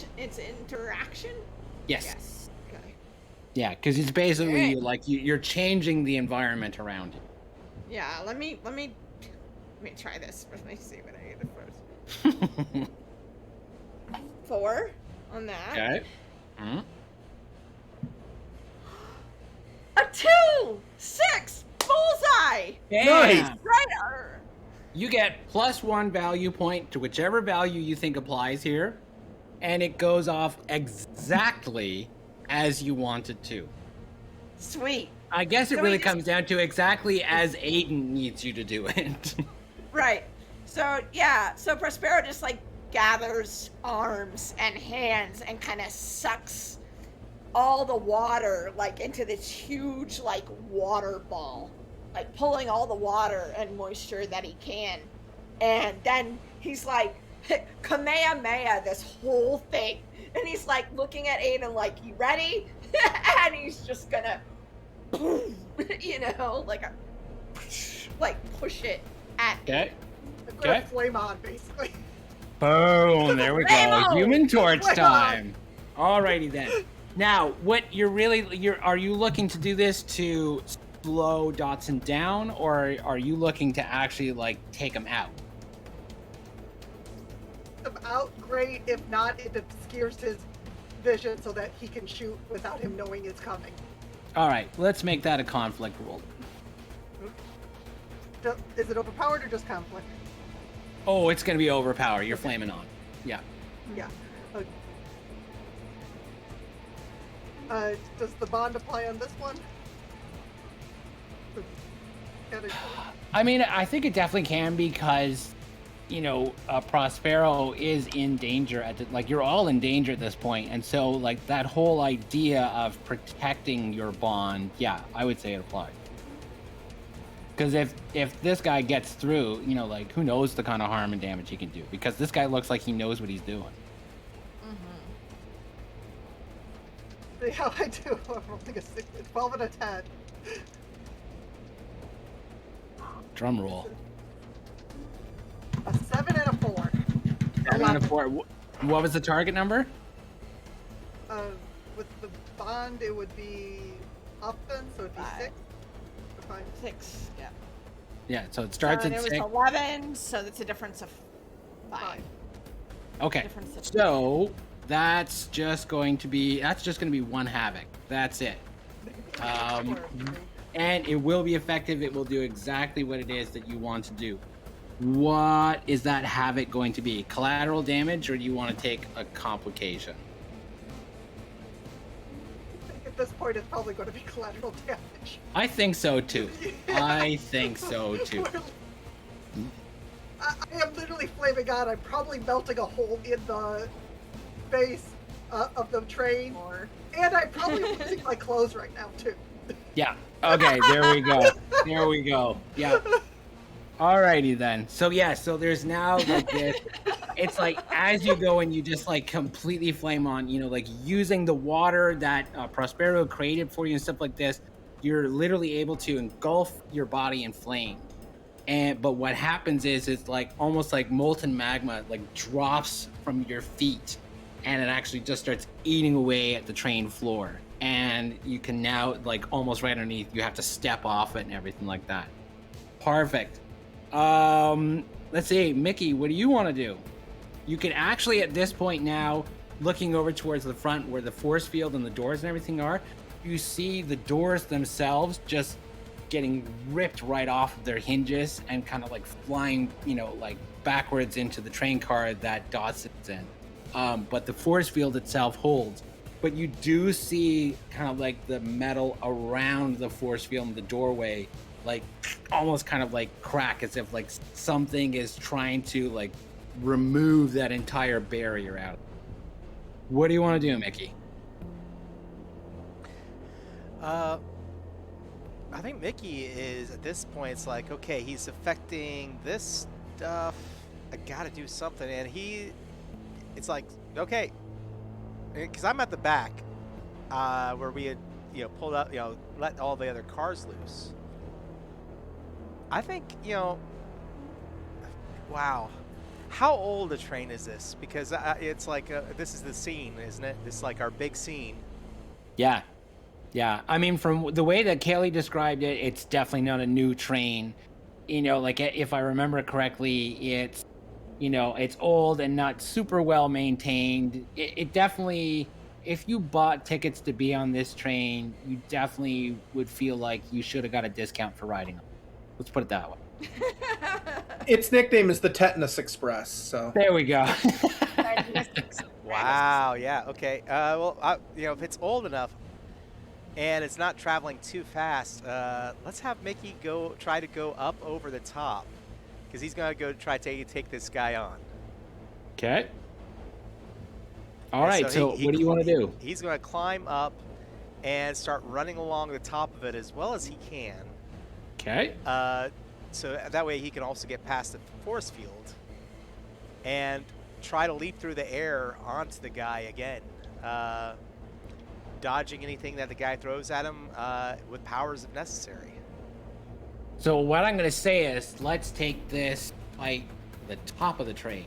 So as you go running along the top, and at first when you start doing it, it's kind of one of those things. It's like, oh, this definitely seemed like a good idea at the time, and then you realize that it's like this is a lot shakier than you've ever seen in the movies before. But you get your footing. You've got that confidence because you actually feel for the first time like you've got some semblance of control over your power.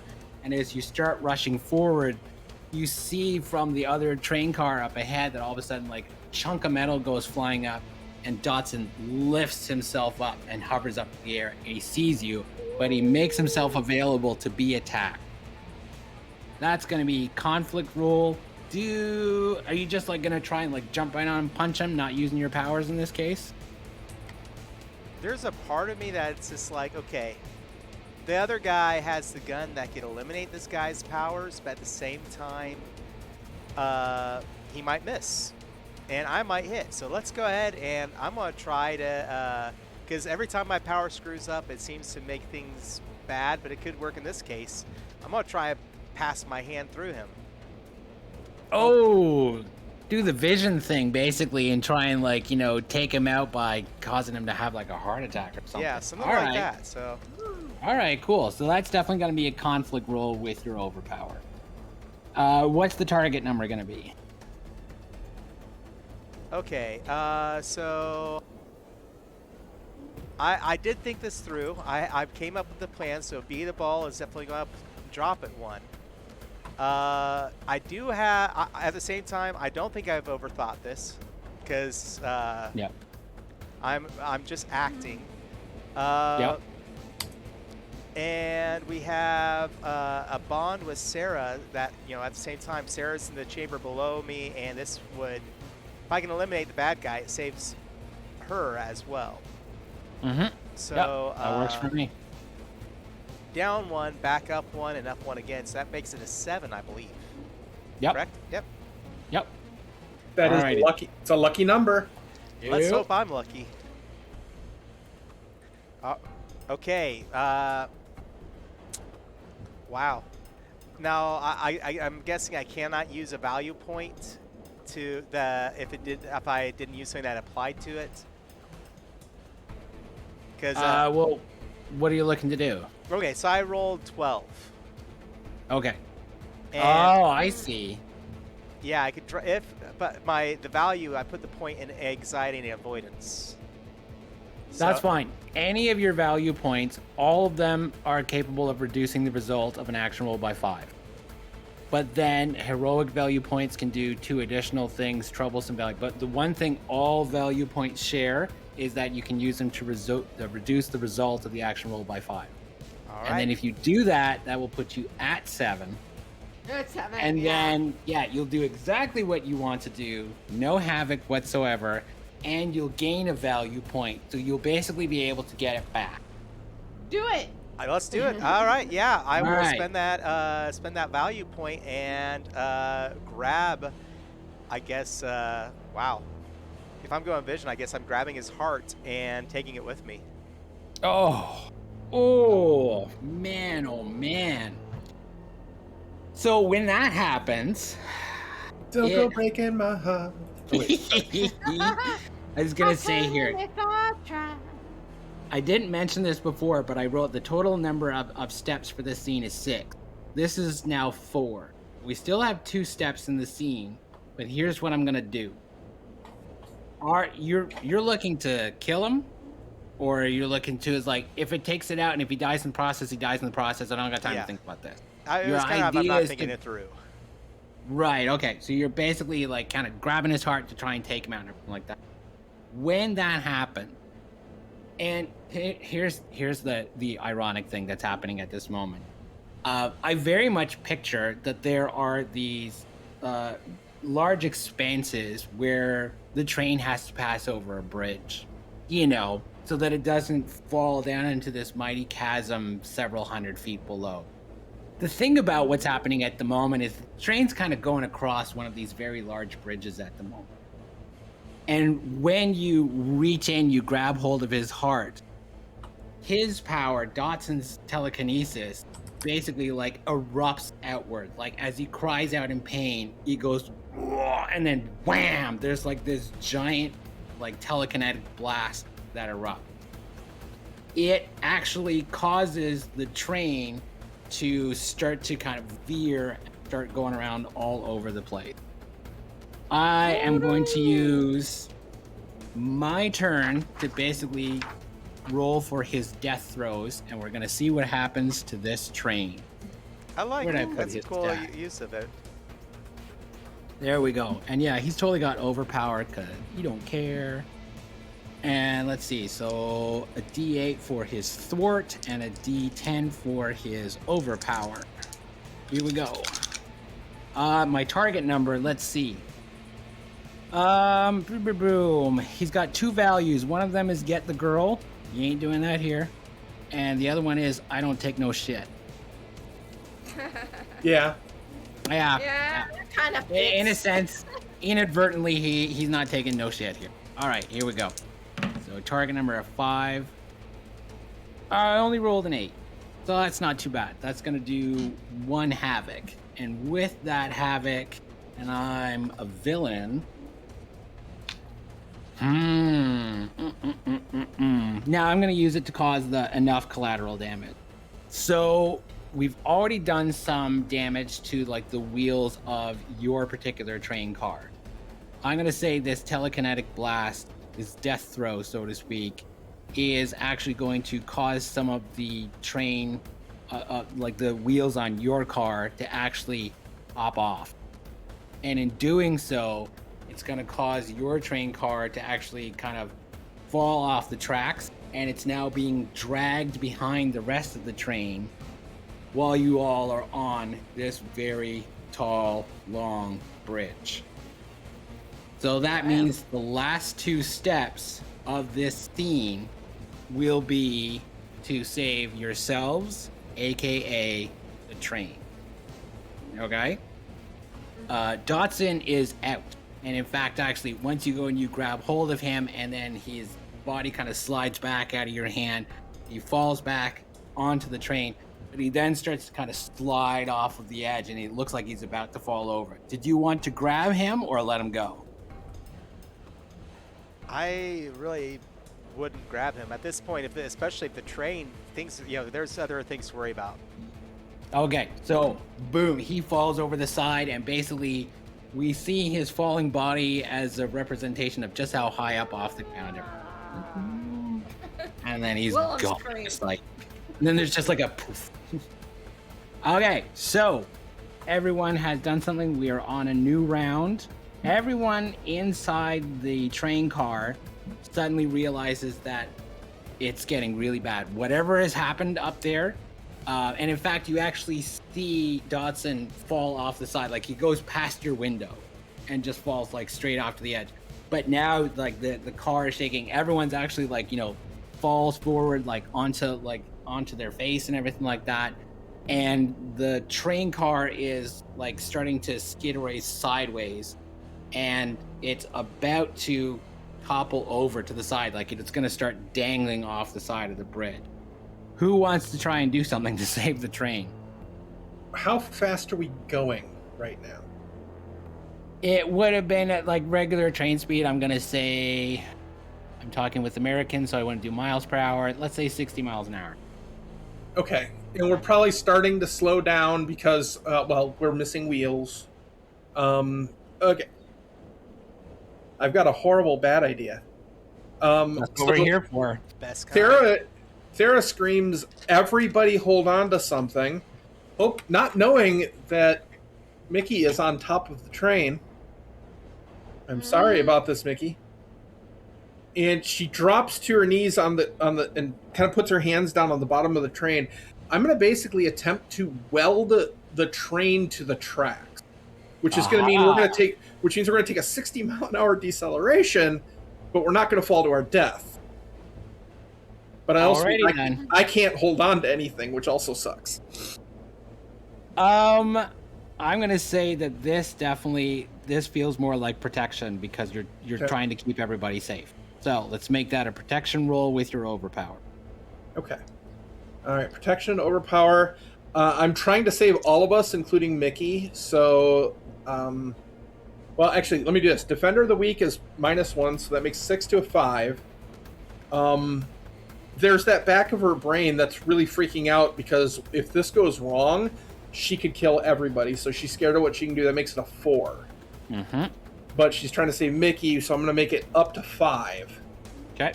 And if I have what's the lesson that you learned in the last scene? It's teamwork, which I didn't think to do anything teamworky, so I don't think that applies here. Okay. So here we go.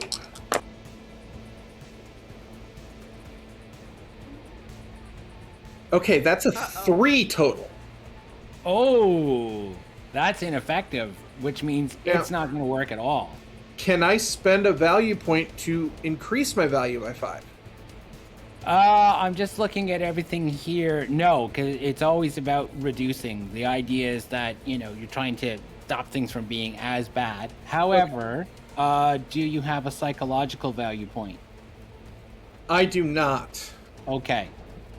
In that case, then, well, no, there's not an option there that you can do with. It'll be ineffective. It's one of those things where just the shaking about and everything else that's going on, where it's like as soon as you go to grab something and get a hold of it, you actually like topple over, and your hand actually causes like the side of the train car to like become welded and everything like that. You're just not able to get there to get that good solid grip so that you can actually stop the train itself. There's just too much rocking around.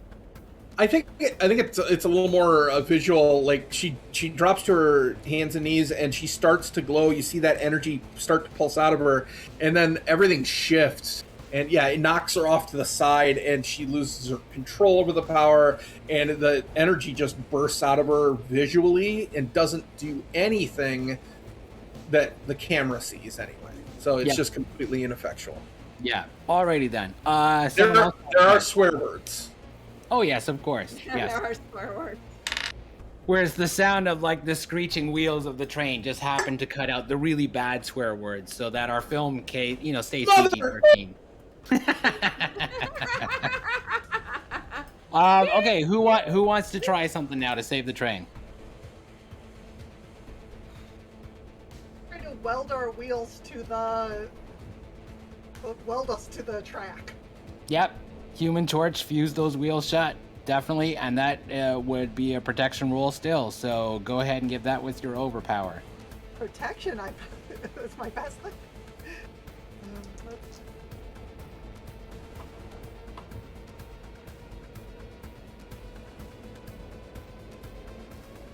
And that is a total of 10. Total of 10. Were there any values or anything to adjust the target number? I think just...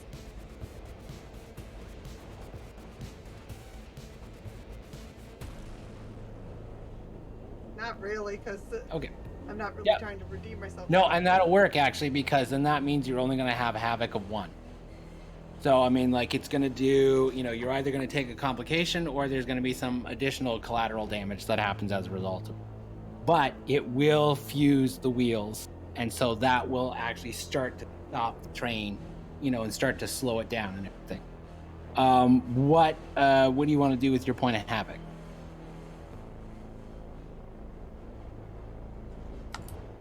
It's creating a complication for myself again, because at this point, in order to do that, I'm practically under the train, melting metal. Yeah, okay. I'm not in a good location right now. Okay. So would that mean then that you end up, you kind of find yourself, kind of stuck underneath the train? I'm kind of hanging under the train doing that. Okay, gotcha. So now you're hanging under the train. There we go. There's your complication right there. Good. Mark that down on your sheet, because that will definitely complicate things for you going forward. That was Aiden. We've got Mickey and Prospero. Anyone want to try something? So we've got Mickey, who's up on the top, has just defeated the telekinetic. And Prospero is still inside the train while everyone's, trying to stop it. Prospero's gonna help Aiden, because he just watched what happened and saw Aiden go under, so he is going to attempt to go over there where the hole is or whatever and pull Aiden back up. Okay. While we're sawing down. All right. So that, once again, that's protection. You're trying to help somebody else, but it doesn't seem like you're using your power, so that's just going to be a protection roll. Right, and it's also okay. So it's a bond because it's Aiden. Yep. And powers are not necessarily needed also works. Yeah, okay. So I'm gonna it starts out at 6, right? Yes.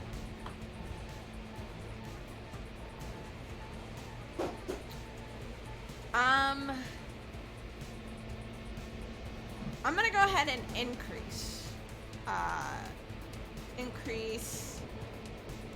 Because he has a less in health no matter what. So basically, I'm gonna up it to 8 and then bring it down to 7. Okay. This is what I'm gonna do. Because I could use 3 things. So I'm gonna bring it down 1 to 7. All I right. think that will be a good number and that will help me out. Alrighty then. See what happens. Aww. Ooh, good thing I did that. It's because I rolled a 12. So 7. So it's a 5 difference. Yep. And you're not using your power, so it's basically just good old-fashioned effective. You are able to grab Aiden and pull him up. Awesome. Yeah, I will say, and it's a good thing actually because Aiden is actually like completely covered in flames and everything like that. But I'm gonna say it's like as this happens, it's like you go to touch, and while your arm would normally start to suffer like major 3rd-degree burns, you actually begin to like kind of project some water to try and offset some of that. So you're Right. still gonna have like your arm and your hand burned, but it's not gonna be as bad as it should be Right. for anybody else. You're And so literally there's the like only this one who could've pulled hissing me. and steam rises up and everything as you grab hold of Aiden and Oh, yank him back. Yeah? The only thing I've been able to think of this whole time since Aiden went like whole body is Chris Evans in Fantastic Four. Oh, 100%. Like honestly, that's That the guy only should- thing I can think. Just the whole steaming, any- you know, like Any you moment know, where you can take some time and think about Chris Evans is always a good. Exactly. Let's take a moment and appreciate. But yeah, Aiden yanks. Aiden gets yanked up, and I put something in the gift train just for you. Well, for all of us, really. Considering my character's build and actually all kind of us. I know what one it is too. I bet I know what gift you put in there. Yeah.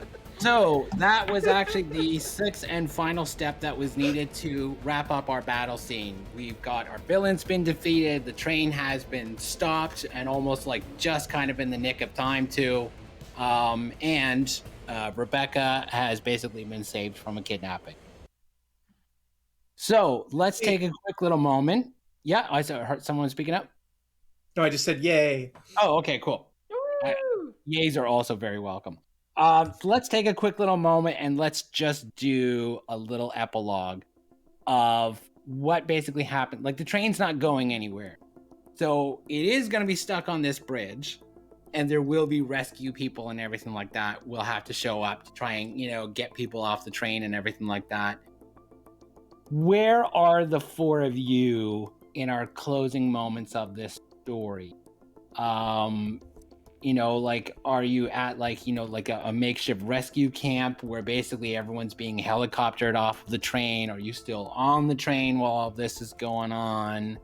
How do we close out our story? It's just maybe standing on the tracks. Like we've gotten off the train and we're kind of standing there, like waiting for, people to show up Yeah, okay. on the bridge. Yeah, Just okay. kind of looking at the wrecked train. Yeah, and just like, and actually seeing it's just,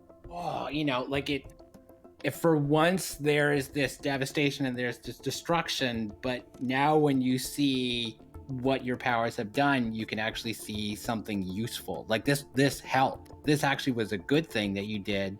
And as long as no one sues you for the damages that you've done to the train, and that's a different game actually. But yeah, so and it's at this Walter and Rebecca, they get off the train as well as everyone's standing on the tracks. Walter, it shakes all of your hands, expresses, like a lot of appreciation, and basically says, as it stands, unfortunately, there's no way, I'm going to try and get Rebecca, to the academy. This is what she wants. This is what she needs. And he even says, as a graduate myself, and when he says it, he's got that kind of like, sinister sarcasm to the word, I'm a graduate myself, and yeah, it's important, So, he thanks everybody for everything that they've done, and basically says, look, if you ever find yourselves in a bit of a jam, And, someone with, access to some of my resources might be able to help you out. And he hands over like his card. And he says, just give me a call. Let me know what I can do to help out if I can. He's like, but in the meantime, you didn't see him. And then he goes and he starts walking over towards Rebecca. And they're basically going to kind of walk through the train to get up towards the front. And Rebecca basically just kind of gives you a bit of a wave and turn around, and she goes on her. So the question I guess I have for the four of you is, are you going to finish your ride? Are you going to finish heading over towards the academy? Or in this moment where you're out exposed, out in the open and off the train, will the four of you make a run for it? I picture Sarah's kind of really standing bad. there. Go ahead. I just exposed was a really bad term to use right now. It's what I do. That is also true. Okay, so you've got one of those emergency blankets and everything wrapped around you, because yes, that's true. Aiden's like burned all of his clothes off until someone makes fireproof underwear. Prospero might have an extra sweatshirt or something. Yeah, there we go. Yeah. Like, everyone's packed luggage and that kind of stuff. Yeah. I am very used to be wearing very, very minimal amount of clothing as a swimmer, but That's true. Yeah, that's true. That's true. still. So yeah, so do the four of you want to keep heading towards your designated academies, even if they're not the same? Like, even if this means that, you're the four of you are going to separate and go your own ways, or do the four of you want to try and make a run for it? Because this is not the kind of thing where it's not necessarily voluntary where you're going. You have to do this. It's required. And you have not always heard great stories about it. I mean, I think we can do horrible things. I mean, I literally disintegrated my best friend, but here we saved like a bunch of people. I don't. As scary as the academy sounds, I don't trust myself to control this all the time. I hurt so many people. So I think Prospero feels the same way. Like, if anything, this taught him that he needs to get control of his ability, if nothing else. So, I mean, whatever bad comes with the academy, at least, he'll have that. And if it turns out to be truly, like, bad, then he can deal with it then and try to escape or whatever. But, for now, this whole experience really taught him, like, because he's seen people who can control their stuff. He saw Walter and he saw this other guy and everything, and he's like, I can't do that, and I need to be able to, because he's also messed up a few times. So for sure he's kind of wanting to go to the academy for that, if nothing else. Okay. And Mickey? After meeting Walter, Mickey's like, yeah, I want to do that. I want wealthy people to pay me to go do stuff and protect people and be kind of an agent. This is what I got to do be able to do that, and to have some freedom and maybe clear my name. And especially after the events have taken place now, he feels a lot more confident. Okay. All right. So the four of you you basically wait to be picked up so that you can finish the trip, and we move on from there. And so we'll leave that with kind of like those long helicopter shots, basically is, everyone gets smaller and smaller, and then we see the end, ... question. We like helicopter over the devastation. Yes, that's right. Yeah. Long shot. There. And that's the game. That's Pandora Total Destruction. So this was great. This was really good. I mean, I was really impressed. I have to admit, because I've run this game so much, during the pandemic, I had to do a lot of testing using play-by-post because that was the only means available to me. Like, I'm at a friend's house. So, special thanks to Kieran for letting me crash at his place, steal his Wi-Fi and everything like that. But this was great. This unfolded exactly what I wanted without knowing exactly what I want. So thank you very much. This was cool. Cool. Thank you for running it. It was really fun. Good. Absolutely. Good. That's fun. I think Yeah. Well, I that think it's said, you know, Todd, thank you so much for coming on the show and running this for us. Danny, Kyla, and Kaylee, all thank you so much for joining me with this and having a good time and getting to play some superheroes. It's one of the genres of gaming that is one of my favorites, and I really would love to see Same. more of it being done. So I'm actually, I would love to do this. We do mini series as well for the show, and I would love, for the channel. We might think about doing this as a mini series coming up. So I had a great time. Okay. That Cool. said, we have two mini series coming this week to us. And on Tuesday, we will have Hacking Good Doggos with Wet Ink Games with Matthew Orr helming that one. And then on Friday, we will be back with Chris Hussey at the helm for Battle Lords of the 23rd Century for the final episode of that arc. And really looking forward to that. I think we're going to have a great time. And hey, this is what we do. So Saturday, it's the evening. Everybody go out and have a great time. Enjoy your weekend. If you get an extra day off, have a great time. Spend it however you want. All right? But hey, seriously, let's Definitely. play. See y'all later. Bye. Bye.